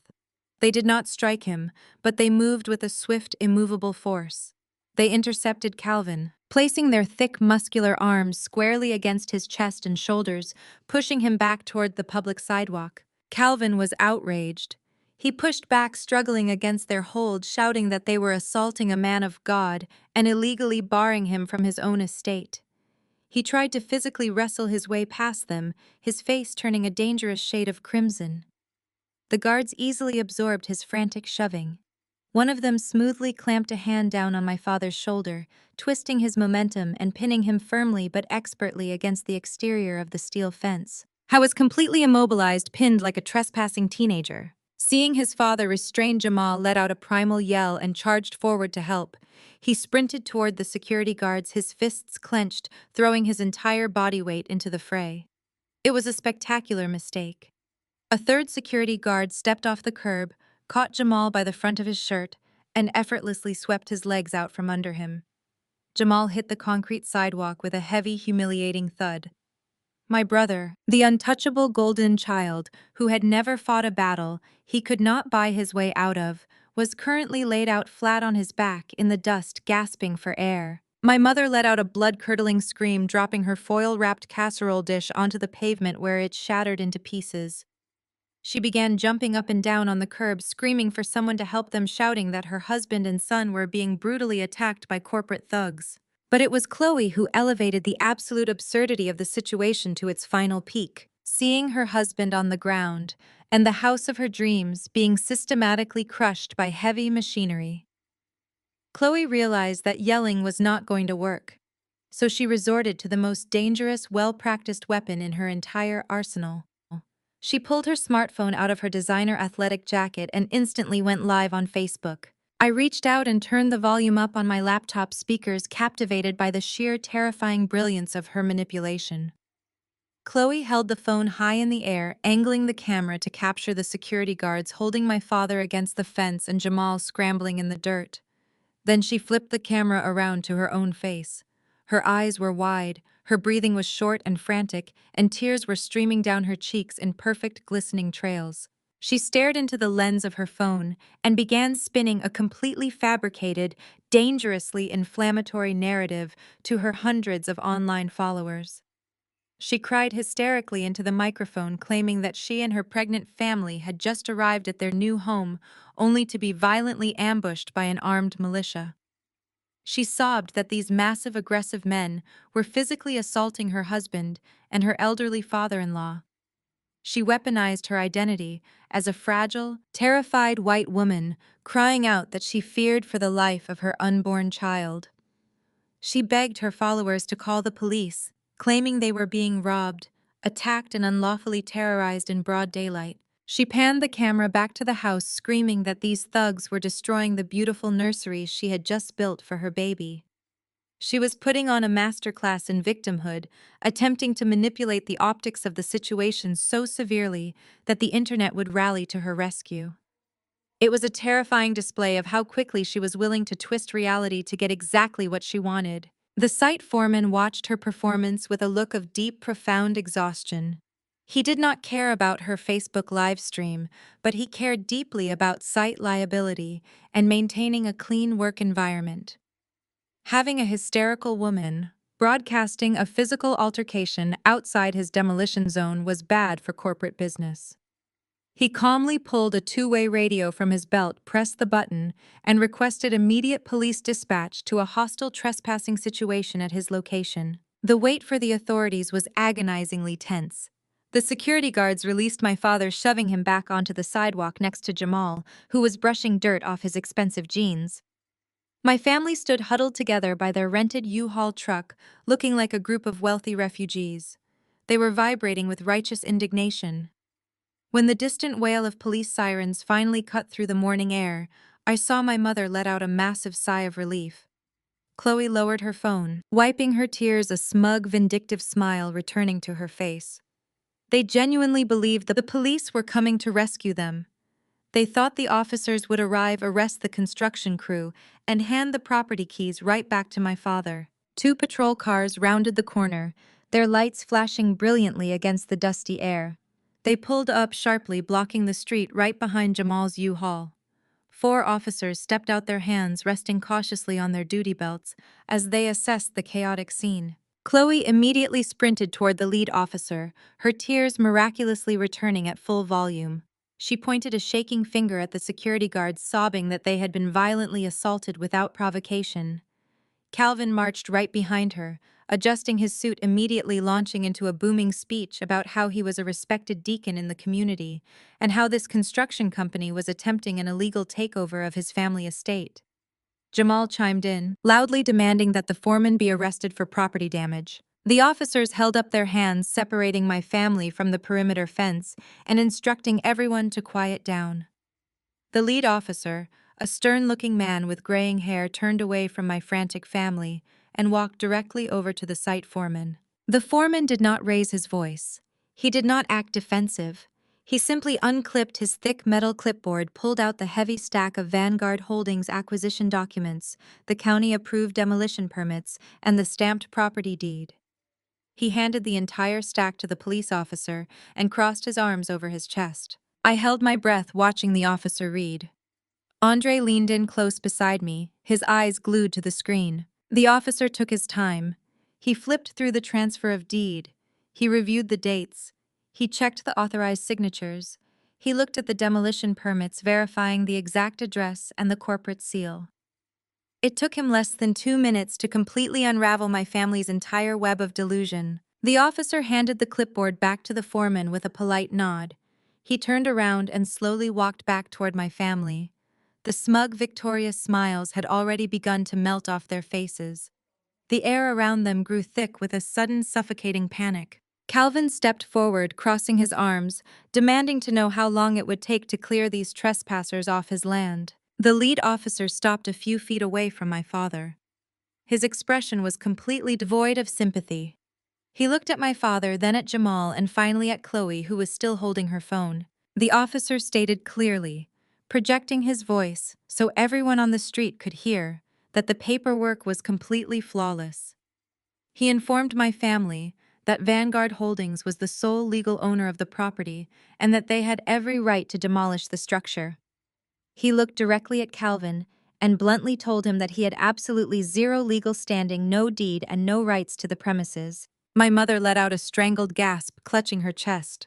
Jamal began to stammer, trying to argue, but the officer immediately raised his hand, shutting him down completely. The officer unclipped his handcuffs from his belt, letting the heavy metal links clink loudly in the quiet morning air. He pointed a firm, uncompromising finger at the massive U-Haul truck parked illegally in the street. He looked Jamal dead in the eye and delivered the final crushing blow. He told my brother that he had exactly 60 seconds to get behind the wheel, move that truck off corporate property and vacate the neighborhood entirely, or every single one of them was going to jail for trespassing and inciting a public disturbance. The absolute silence that followed was the sweetest sound I had ever heard. The 60 seconds ticked by with the heavy, undeniable weight of corporate and legal authority pressing down on them. I watched through the camera feed as the remaining shreds of my brother's arrogant bravado completely evaporated. Jamal practically tripped over his own feet, scrambling toward the driver's side of the massive orange and white rental truck. His hands were shaking so violently that he dropped his keys onto the asphalt, forcing him to bend down and retrieve them, while the police officer kept a firm, unyielding gaze fixed entirely on his every move. Chloe did not wait for him. She power walked toward the passenger side with her head down, using her expensive designer jacket to shield her face from the construction crew and the gathering crowd of neighborhood spectators. The performative tears were gone, replaced by the frantic energy of a woman, realizing her carefully curated social media aesthetic had just collided with the concrete wall of absolute failure. My father stood frozen for just a moment longer. Deacon Calvin, a man who had spent his entire adult life commanding respect from church pulpits and boardroom tables, looked utterly diminished. He adjusted his suit jacket one final time, a pathetic attempt to reclaim some shred of his shattered dignity before turning his back on the Vanguard Holdings security team. He walked stiffly toward his luxury sedan, where my mother was already sitting in the passenger seat, staring straight ahead with an expression of pure catatonic shock. The heavy diesel engine of the moving truck sputtered and roared to life. Jamal threw the vehicle into gear, grinding the transmission in his panic. He navigated the clumsy, oversized truck away from the barricaded property line, the loud rumbling of the engine drowning out the steady mechanical crunch of the corporate excavator systematically destroying the living room. Calvin pulled his sedan into the street, trailing closely behind his son. The grand, victorious caravan that had arrived to claim my hard-earned assets was now executing a deeply humiliating, utterly silent retreat. I closed the securities portal on my laptop and leaned back against the velvet cushions of my penthouse sofa. Andre poured us both a fresh cup of coffee, his sharp legal mind already calculating the next phase of their logistical nightmare. He looked at me and pointed out the most beautiful, devastating reality of their current situation. Jamal had officially surrendered the keys to his cramped two-bedroom apartment at midnight. His lease was completely terminated. He had burned his bridges, assuming he was stepping straight into a custom-built four-bedroom mansion. They were homeless. The golden child, his demanding wife, and their children literally had nowhere to go. They had absolutely no choice but to drive that massive, garish rental truck straight back to Prince George's County and park it directly in front of my parents' immaculate, heavily restricted suburban estate. My mother home was not just a residence. It was a carefully curated museum dedicated entirely to her status as a prominent figure in the local church community. Brenda spent decades cultivating an image of flawless, upper-middle-class Black excellence. Her lawn was manicured with surgical precision. Her living room featured expensive, fragile furniture that no one was actually allowed to sit on. She hosted weekly Bible study groups and high society charity planning committees in a dining room that looked like a glossy magazine spread. She thrived on looking down her nose at families who struggled, viewing their misfortunes as a lack of divine favor or personal discipline. Now her 36-year-old son was about to back a leaking commercial moving truck onto her pristine concrete driveway. The ensuing chaos did not require camera feeds for me to witness. The Black Church Gossip Network is faster and far more efficient than any broadband internet connection on the planet. I did not have to wait long before my phone began lighting up with notifications. I had silenced my immediate family, but I had not blocked the various church aunties, choir directors, and family friends who had known us for decades. Around noon, my phone vibrated across the marble kitchen island. It was a text message from Sister Patterson, the notoriously observant head of the church hospitality committee. She lived exactly 2 streets over from my parents. The message contained a single blurry photograph taken from the driver's seat of a slowly passing luxury SUV. I opened the image and let out a deep, rich laugh that echoed through the penthouse. The photograph captured a scene of absolute, unadulterated public disgrace. The giant orange truck was parked awkwardly at an angle, partially blocking the sidewalk in front of my parents' house. Jamal was standing on the pristine front lawn, holding a split garbage bag, completely overflowing with tangled clothes and cheap plastic hangers. He was sweating profusely through his designer shirt, looking completely exhausted and entirely defeated. But the most spectacular part of the image was my father. Deacon Calvin, a man who refused to be seen at the grocery store in anything less than a tailored blazer, was carrying a bulky stained mattress up the front walkway. His expensive dress shirt was untucked, and he looked physically strained, struggling under the weight of his son's poor life choices. Sister Patterson text message, accompanying the photo, was a masterclass in passive-aggressive Southern church shade. She wrote that she was just driving by and noticed my brother seemed to be moving his entire household into my parents' garage. She added a heavily loaded praying hands emoji and asked if the family had fallen on hard times because it simply broke her heart to see the good deacon struggling with manual labor in the afternoon heat. I showed the message to Andre, who shook his head in pure amusement. The humiliation was absolute. In their specific social circle, perception was currency. Calvin and Brenda had spent years projecting an aura of generational wealth and untouchable success. They had bragged relentlessly about Jamal, claiming his businesses were thriving and his growing family was prospering. Now the entire neighborhood, including the most vocal gossips in their congregation, was receiving front-row tickets to the reality of his profound financial failure. The messages did not stop there. Another family friend texted me an hour later asking if Chloe was doing all right, because she had seen my sister-in-law sitting on the front porch steps crying hysterically while Jamal unloaded a box of pots and pans. I could visualize the internal warfare happening inside that house with perfect clarity. Chloe required a specific, highly curated aesthetic to function. She needed neutral tones, organic linen, and wide-open spaces to manage her manufactured anxiety.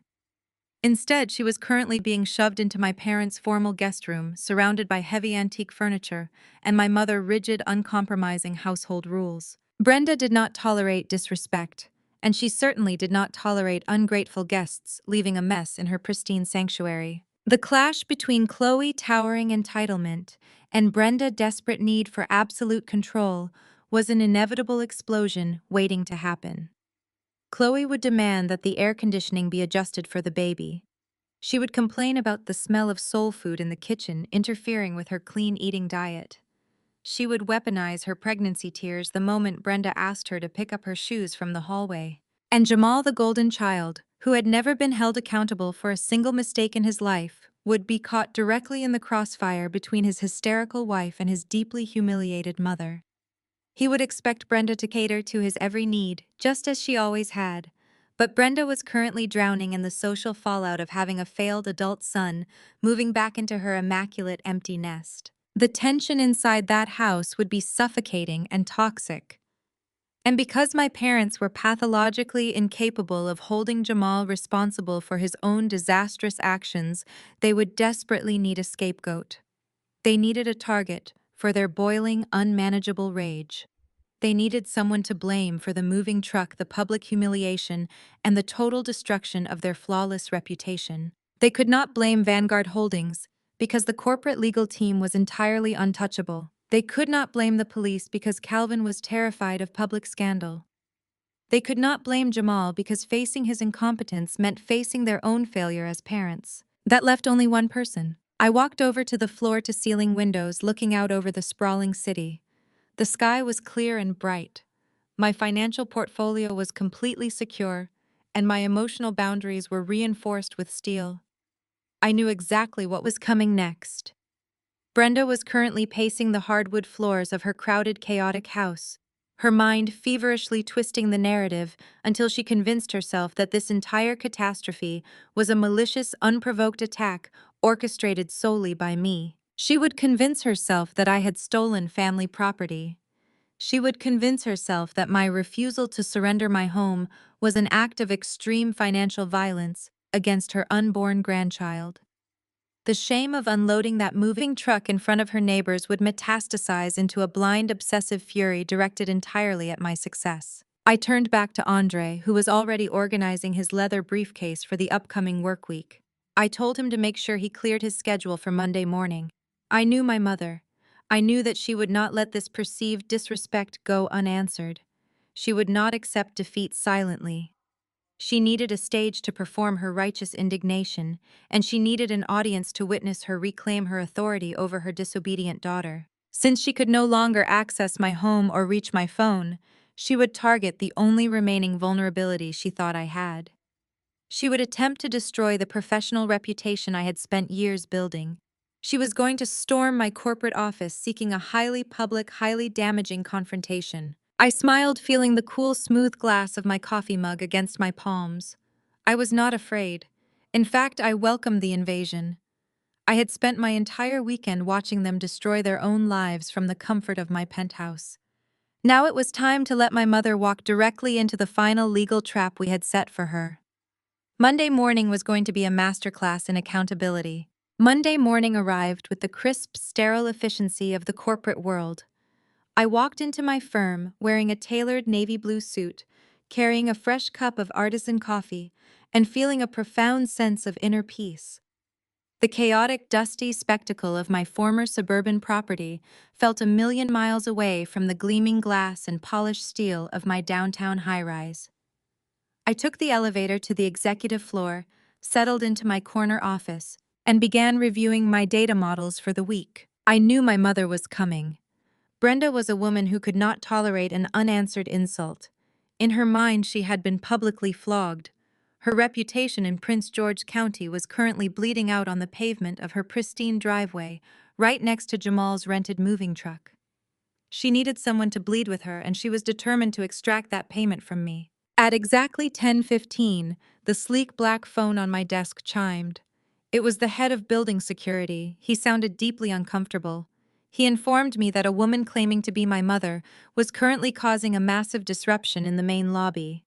She was reportedly demanding immediate access to the executive floors, threatening to call the corporate board of directors, and loudly announcing to anyone who would listen that one of their vice presidents was a thief. I did not panic. I did not ask security to throw her out into the street. I simply smiled, thanked the guard for his professionalism, and instructed him to escort her up to Conference Room A. Conference Room A was a massive, completely transparent glass box, situated right in the center of the executive floor. It was designed for high-stakes corporate negotiations, offering no privacy from the bustling office outside, but trapping all sound within its thick, soundproof walls. It was the perfect stage for a woman who thrived on performing for an audience. I wanted everyone in my department to see her, but I refused to let them hear her. I sent a quick text message to Andre, whose law firm was just 2 blocks down the street. He replied instantly. He was already in the elevator bank of my building. I walked out of my office and stepped into the conference room just as Andre arrived through the double glass doors. He was wearing a sharp charcoal gray suit, carrying his slim leather briefcase. He kissed my cheek, set his briefcase on the polished mahogany table, and stood shoulder to shoulder with me. We did not have to wait long. The elevator doors at the end of the hall opened, and my mother marched out, accompanied by a nervous-looking security guard. Brenda had dressed for war.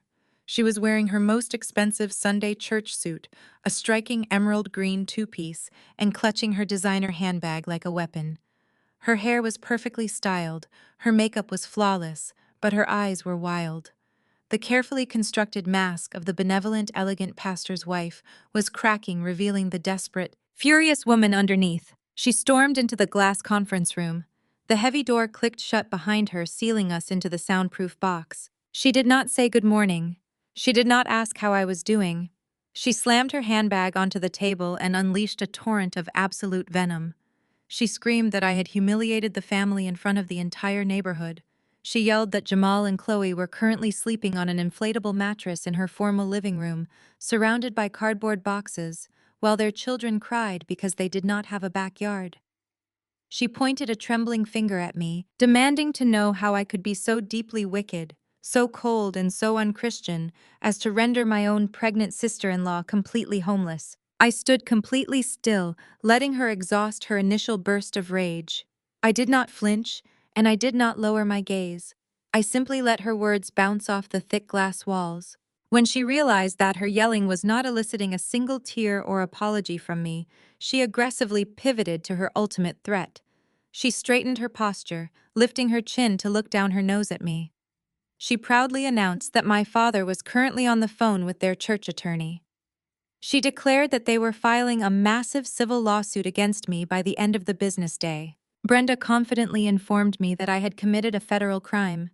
She claimed that I had illegally sold family property, forged my father's signature on the closing documents, and orchestrated a massive real estate scam. She swore that Calvin was going to take me for every single penny of the Vanguard Holdings buyout.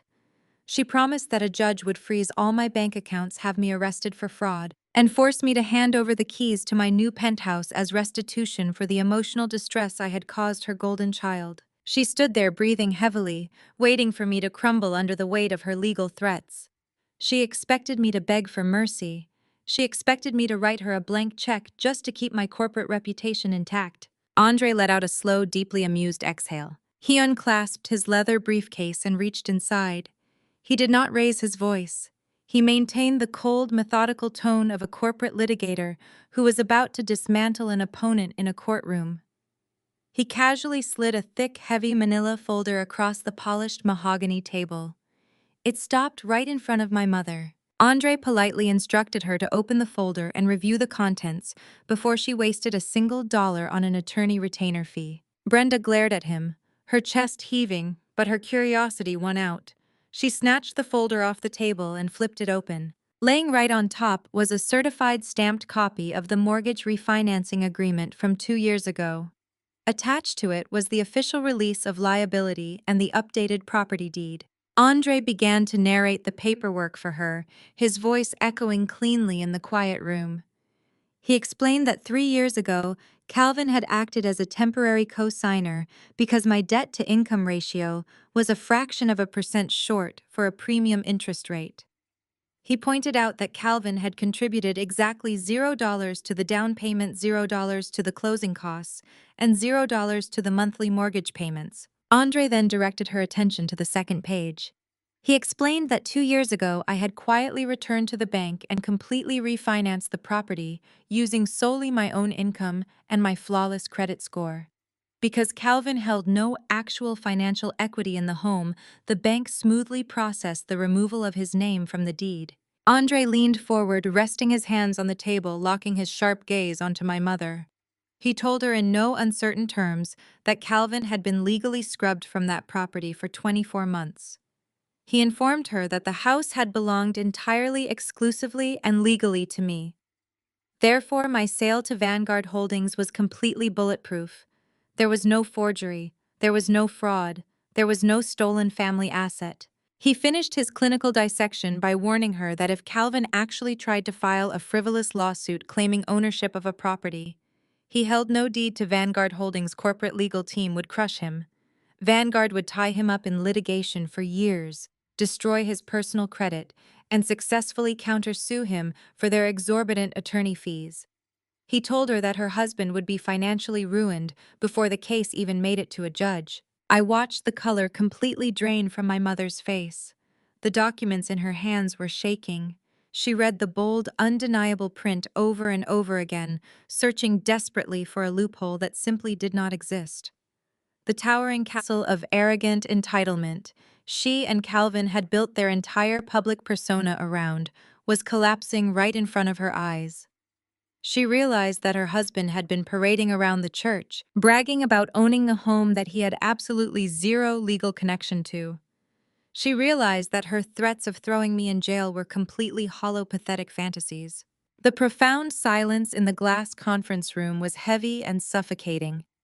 Brenda dropped the folder back onto the table as if it had physically burned her fingers. She looked up at me, her eyes wide and terrified.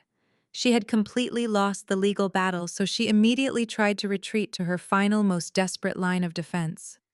She tried to play the role of the wounded, sacrificing mother. Her voice dropped cracking with manufactured emotion. She asked me how I could be so cruel to the woman who gave me life. She asked how I could look her in the eye and disrespect the parents who had sacrificed everything to put food on the table, clothes on my back, and fund my education. She tried to weaponize my very existence against me, claiming that I owed her a lifetime of loyalty and financial submission simply because she had birthed me. She told me that I was an ungrateful daughter who had taken their hard-earned money to build my corporate success, only to turn around and spit in their faces when they simply asked for a small favor to help my brother. I looked at her standing there in her expensive green suit, desperately clinging to the illusion that she was a selfless martyr. I felt a cold, sharp smile spread across my face. I nodded slowly, acknowledging her desperate pivot. I reached down and picked up my own leather portfolio from the table. I told her that I was so glad she brought up the topic of financial sacrifices and funding my education. Because during my meticulous preparation for the Vanguard property sale, I had initiated a deep, comprehensive audit of my entire financial history. I opened my portfolio, pulled out a second manila folder, and set it firmly on the table between us. I told her it was time to talk about what she and Calvin actually sacrificed, and more importantly, exactly who they sacrificed it for. I placed my hand flat over the thick manila folder resting on the polished mahogany. I watched my mother dart her eyes from my face down to the paper. The false bravado she had tried to summon moments ago was already fracturing. I explained to her that executing a multi-million-dollar corporate buyout with a firm like Vanguard Holdings is not a casual transaction. It requires a grueling amount of financial scrutiny. My accounting team and Andre legal partners had to perform a comprehensive audit of my entire financial history. They had to trace every asset, verify my identity across decades of banking, and ensure absolutely zero liabilities were attached to my name. During that meticulous deep dive, my team uncovered an anomaly. It was a closed savings account from 15 years ago. I slid the folder across the glass table. It stopped right in front of her perfectly manicured hands. I told her to open it. She hesitated, her breathing shallow, but the sheer terrifying curiosity forced her to flip the cover open. Sitting right on top was a stack of bank statements from the year I turned 18. I watched her pupils dilate as she recognized the logo of the local credit union we used when I was a teenager. I reminded her of how hard I worked during high school. I reminded her of the 2 part-time jobs I held down, smelling like bleach and fast food grease, saving every single dollar I earned to secure my future. Combined with a small college fund my late grandfather had set aside for me, that account held over $40,000. It was my entire foundation. It was my safety net. Then I reminded her of what happened the summer before I left for college. I went to the bank to withdraw funds for my tuition deposit and my dormitory fees, only to be told the account had been completely drained. I remembered sitting in her kitchen crying hysterically because I thought my identity had been stolen. I remembered how she and Calvin held me, prayed over me, and convinced me that a sophisticated banking error had wiped out my funds. They told me the money was gone forever, and that I would just have to take out massive student loans to survive. I pointed to the second page in the folder. It was a copy of the withdrawal slip from that exact summer. Right at the bottom was my signature, except it was not my signature. It was a flawless, highly practiced forgery of my handwriting. My mother's face turned the color of ash. Her mouth opened, but her voice completely failed her. She stared at the forged signature, the undeniable proof of her ultimate betrayal staring back at her in high-definition black and white. I did not raise my voice. The quietness of my tone was far more devastating than any screaming match could ever be. I told her that my financial team traced the destination of every single stolen dollar. The money did not disappear into a banking error. The $40,000 was wired directly into the checking account of a luxury wedding planning agency based in downtown Washington. I watched her completely stop breathing as I narrated her crime. My parents had stolen my entire college savings, forged my legal signature, and committed financial fraud just to pay for Jamal's extravagant first wedding. Jamal had demanded a spectacular, over-the-top ceremony to impress his fraternity brothers and elevate my parents' social standing in the church community. They wanted ice sculptures, a premium open bar, a horse-drawn carriage, and a 5-course plated dinner for 400 guests. Calvin and Brenda did not have the cash on hand to fund his golden child vanity project, so they simply stole my future to pay for it. They sacrificed my education, forced me into a decade of crippling student loan debt, and lied to my face for 15 years, all so Jamal could have a wedding to a woman he ended up divorcing exactly 14 months later. My mother's hands began to shake violently. The heavy emerald green suit she wore suddenly looked like a straitjacket. She looked up at me, her eyes brimming with terrified, desperate tears. She tried to stammer out an excuse. She whispered that I did not understand the pressure they were under. She claimed that Calvin Church reputation was on the line, that the congregation expected a lavish event, and that they had always planned to pay me back once Jamal business took off. She actually tried to justify stealing from her teenage daughter by claiming it was an investment in the family image. Andre stepped forward, completely cutting off her pathetic rationalization. He placed his hands flat on the table and leaned down, forcing her to look him in the eye. He did not speak to her like a future son-in-law. He spoke to her like a ruthless corporate prosecutor. He informed her that forging a signature to drain a bank account is a felony. He explained that while some statutes of limitations apply to standard financial crimes, the laws regarding fraud committed against a minor by their legal guardians, particularly when concealed through systemic deception, offer massive avenues for civil and criminal prosecution. He told her that he had already drafted the police report. He had already prepared a comprehensive legal brief detailing the exact nature of the wire fraud, the forged documents, and the precise flow of stolen funds. Height told her that with one phone call, he could have detectives standing in her pristine suburban living room before dinner time. He promised her that a judge would not care about her position on the church hospitality committee. Brenda physically recoiled, pressing her back against the leather conference chair.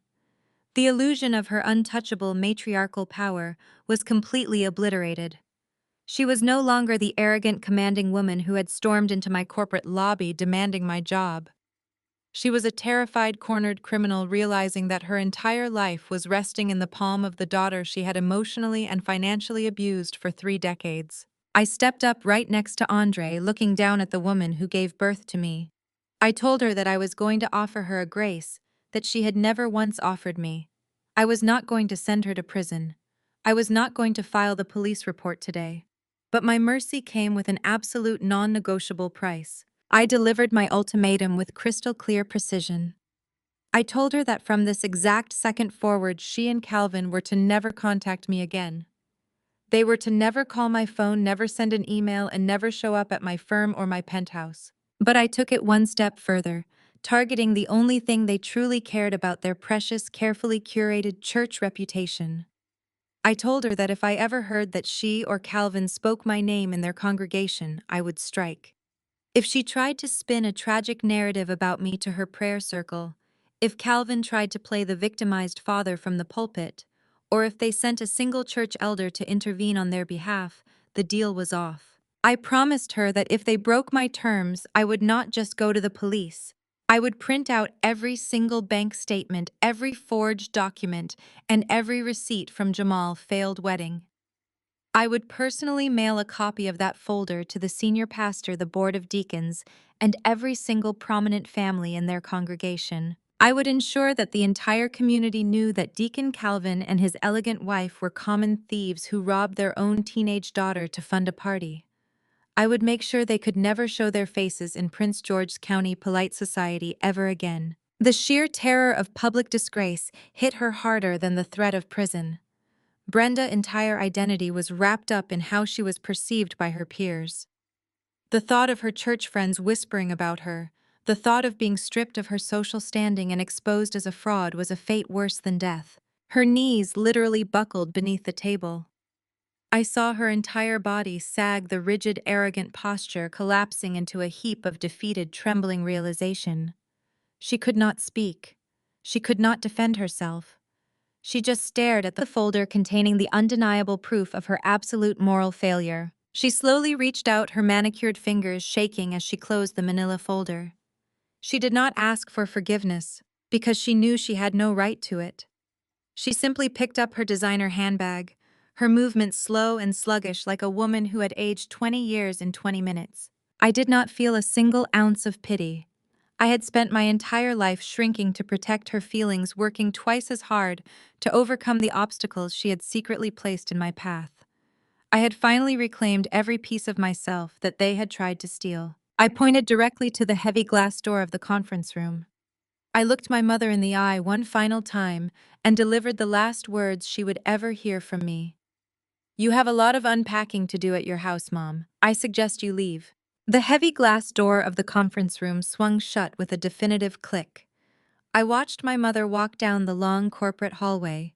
Her shoulders were slumped, and the vibrant emerald green of her designer suit suddenly looked muted and dull under the harsh fluorescent lights. For 33 years, I had viewed her as an immovable force, a towering figure of absolute authority who could crush my self-esteem with a single sideways glance. But watching her stand alone, waiting for the elevator, I realized she was just a small, terrified woman who had gambled her entire life on maintaining an illusion and lost everything. Andre squeezed my shoulder gently. We gathered the folders, the bank statements, and the forged withdrawal slips from the mahogany table. The weapons of my liberation went safely back into his leather briefcase. We walked out of the building, not as a daughter escaping her toxic mother, but as two sharp corporate professionals who had just successfully closed the most important negotiation of our lives. I kept my promise. I did not call the police. I did not mail the manila folder of evidence to the church board. I did not have to lift another finger. In a community tightly woven together by Sunday services, choir rehearsals, and weekly hospitality committee meetings, absolute silence is far more deafening than a scream. The sudden absence of my parents' usual boastful arrogance was the very first domino to fall. Word inevitably spread through Prince George's County. It did not spread through a malicious leak on my end, it spread through the sheer undeniable spectacle of a massive orange rental truck parked indefinitely in my parents' pristine driveway. It spread through the whispers of neighbors who watched Jamal unloading trash bags full of clothes onto Brenda manicured lawn. The congregation noticed when Calvin stopped volunteering to lead the Sunday offerings. They noticed when Brenda abruptly stopped hosting her lavish auxiliary luncheons and avoided making eye contact in the church foyer. Within 2 weeks, the quiet whispers reached the inner circle of the church board. When a prominent deacon suddenly moves his bankrupt adult son into his home and entirely stops bragging about the family real estate portfolio, difficult questions are asked. The church elders launched a quiet internal inquiry into Calvin's personal finances to ensure no congregation funds had been mishandled during his long tenure. The sheer humiliation of being audited by the men he had spent decades trying to impress completely broke my father. Calvin was forced to step down from his position entirely, handing over his title to avoid a massive public scandal. The sacred pulpit he had used to project his righteous authority was permanently taken from him. While my parents were rapidly losing their social currency, Jamal was losing his entire life. The cramped, high-pressure environment of my parents' house was the perfect incubator for total marital destruction. Chloe had married the golden child, expecting a lifetime of unearned luxury and endless financial safety nets. She expected a sprawling suburban mansion with a custom nursery painted organic oatmeal beige. Instead, she found herself trapped in my mother's rigid formal guest room, listening to Calvin complain about the electric bill while Jamal sulked on the sofa. Chloe was furious that she was not getting her free mansion to fund her lifestyle influencer aesthetic. She realized that the bottomless well of my parents' money had completely dried up, and the illusion of Jamal's success was permanently shattered. She did not stay long. Less than a month after the Vanguard demolition, she packed up her children, called her own parents, and moved out. She left Jamal completely broke with a ruined credit score and zero prospects. My older brother, the entitled king of the family, was reduced to sleeping on a squeaky blow-up mattress in the dark, damp corner of Calvin's basement. The universe has a spectacular way of delivering karma right to your front door. I was sitting on the velvet sofa in my penthouse, enjoying a quiet Thursday evening, when my phone buzzed with an alert. It was a notification from a highly popular local gossip blog that covered neighborhood drama and real estate scandals in the greater metropolitan area. The headline caught my eye immediately. It detailed a bizarre public meltdown at a corporate construction site featuring a very recognizable moving truck. I clicked the link and found myself staring at a digital bloodbath. Chloe hysterical Facebook Live video. The one she had filmed while leaning against the steel barricade outside my former home had not gone the way she intended.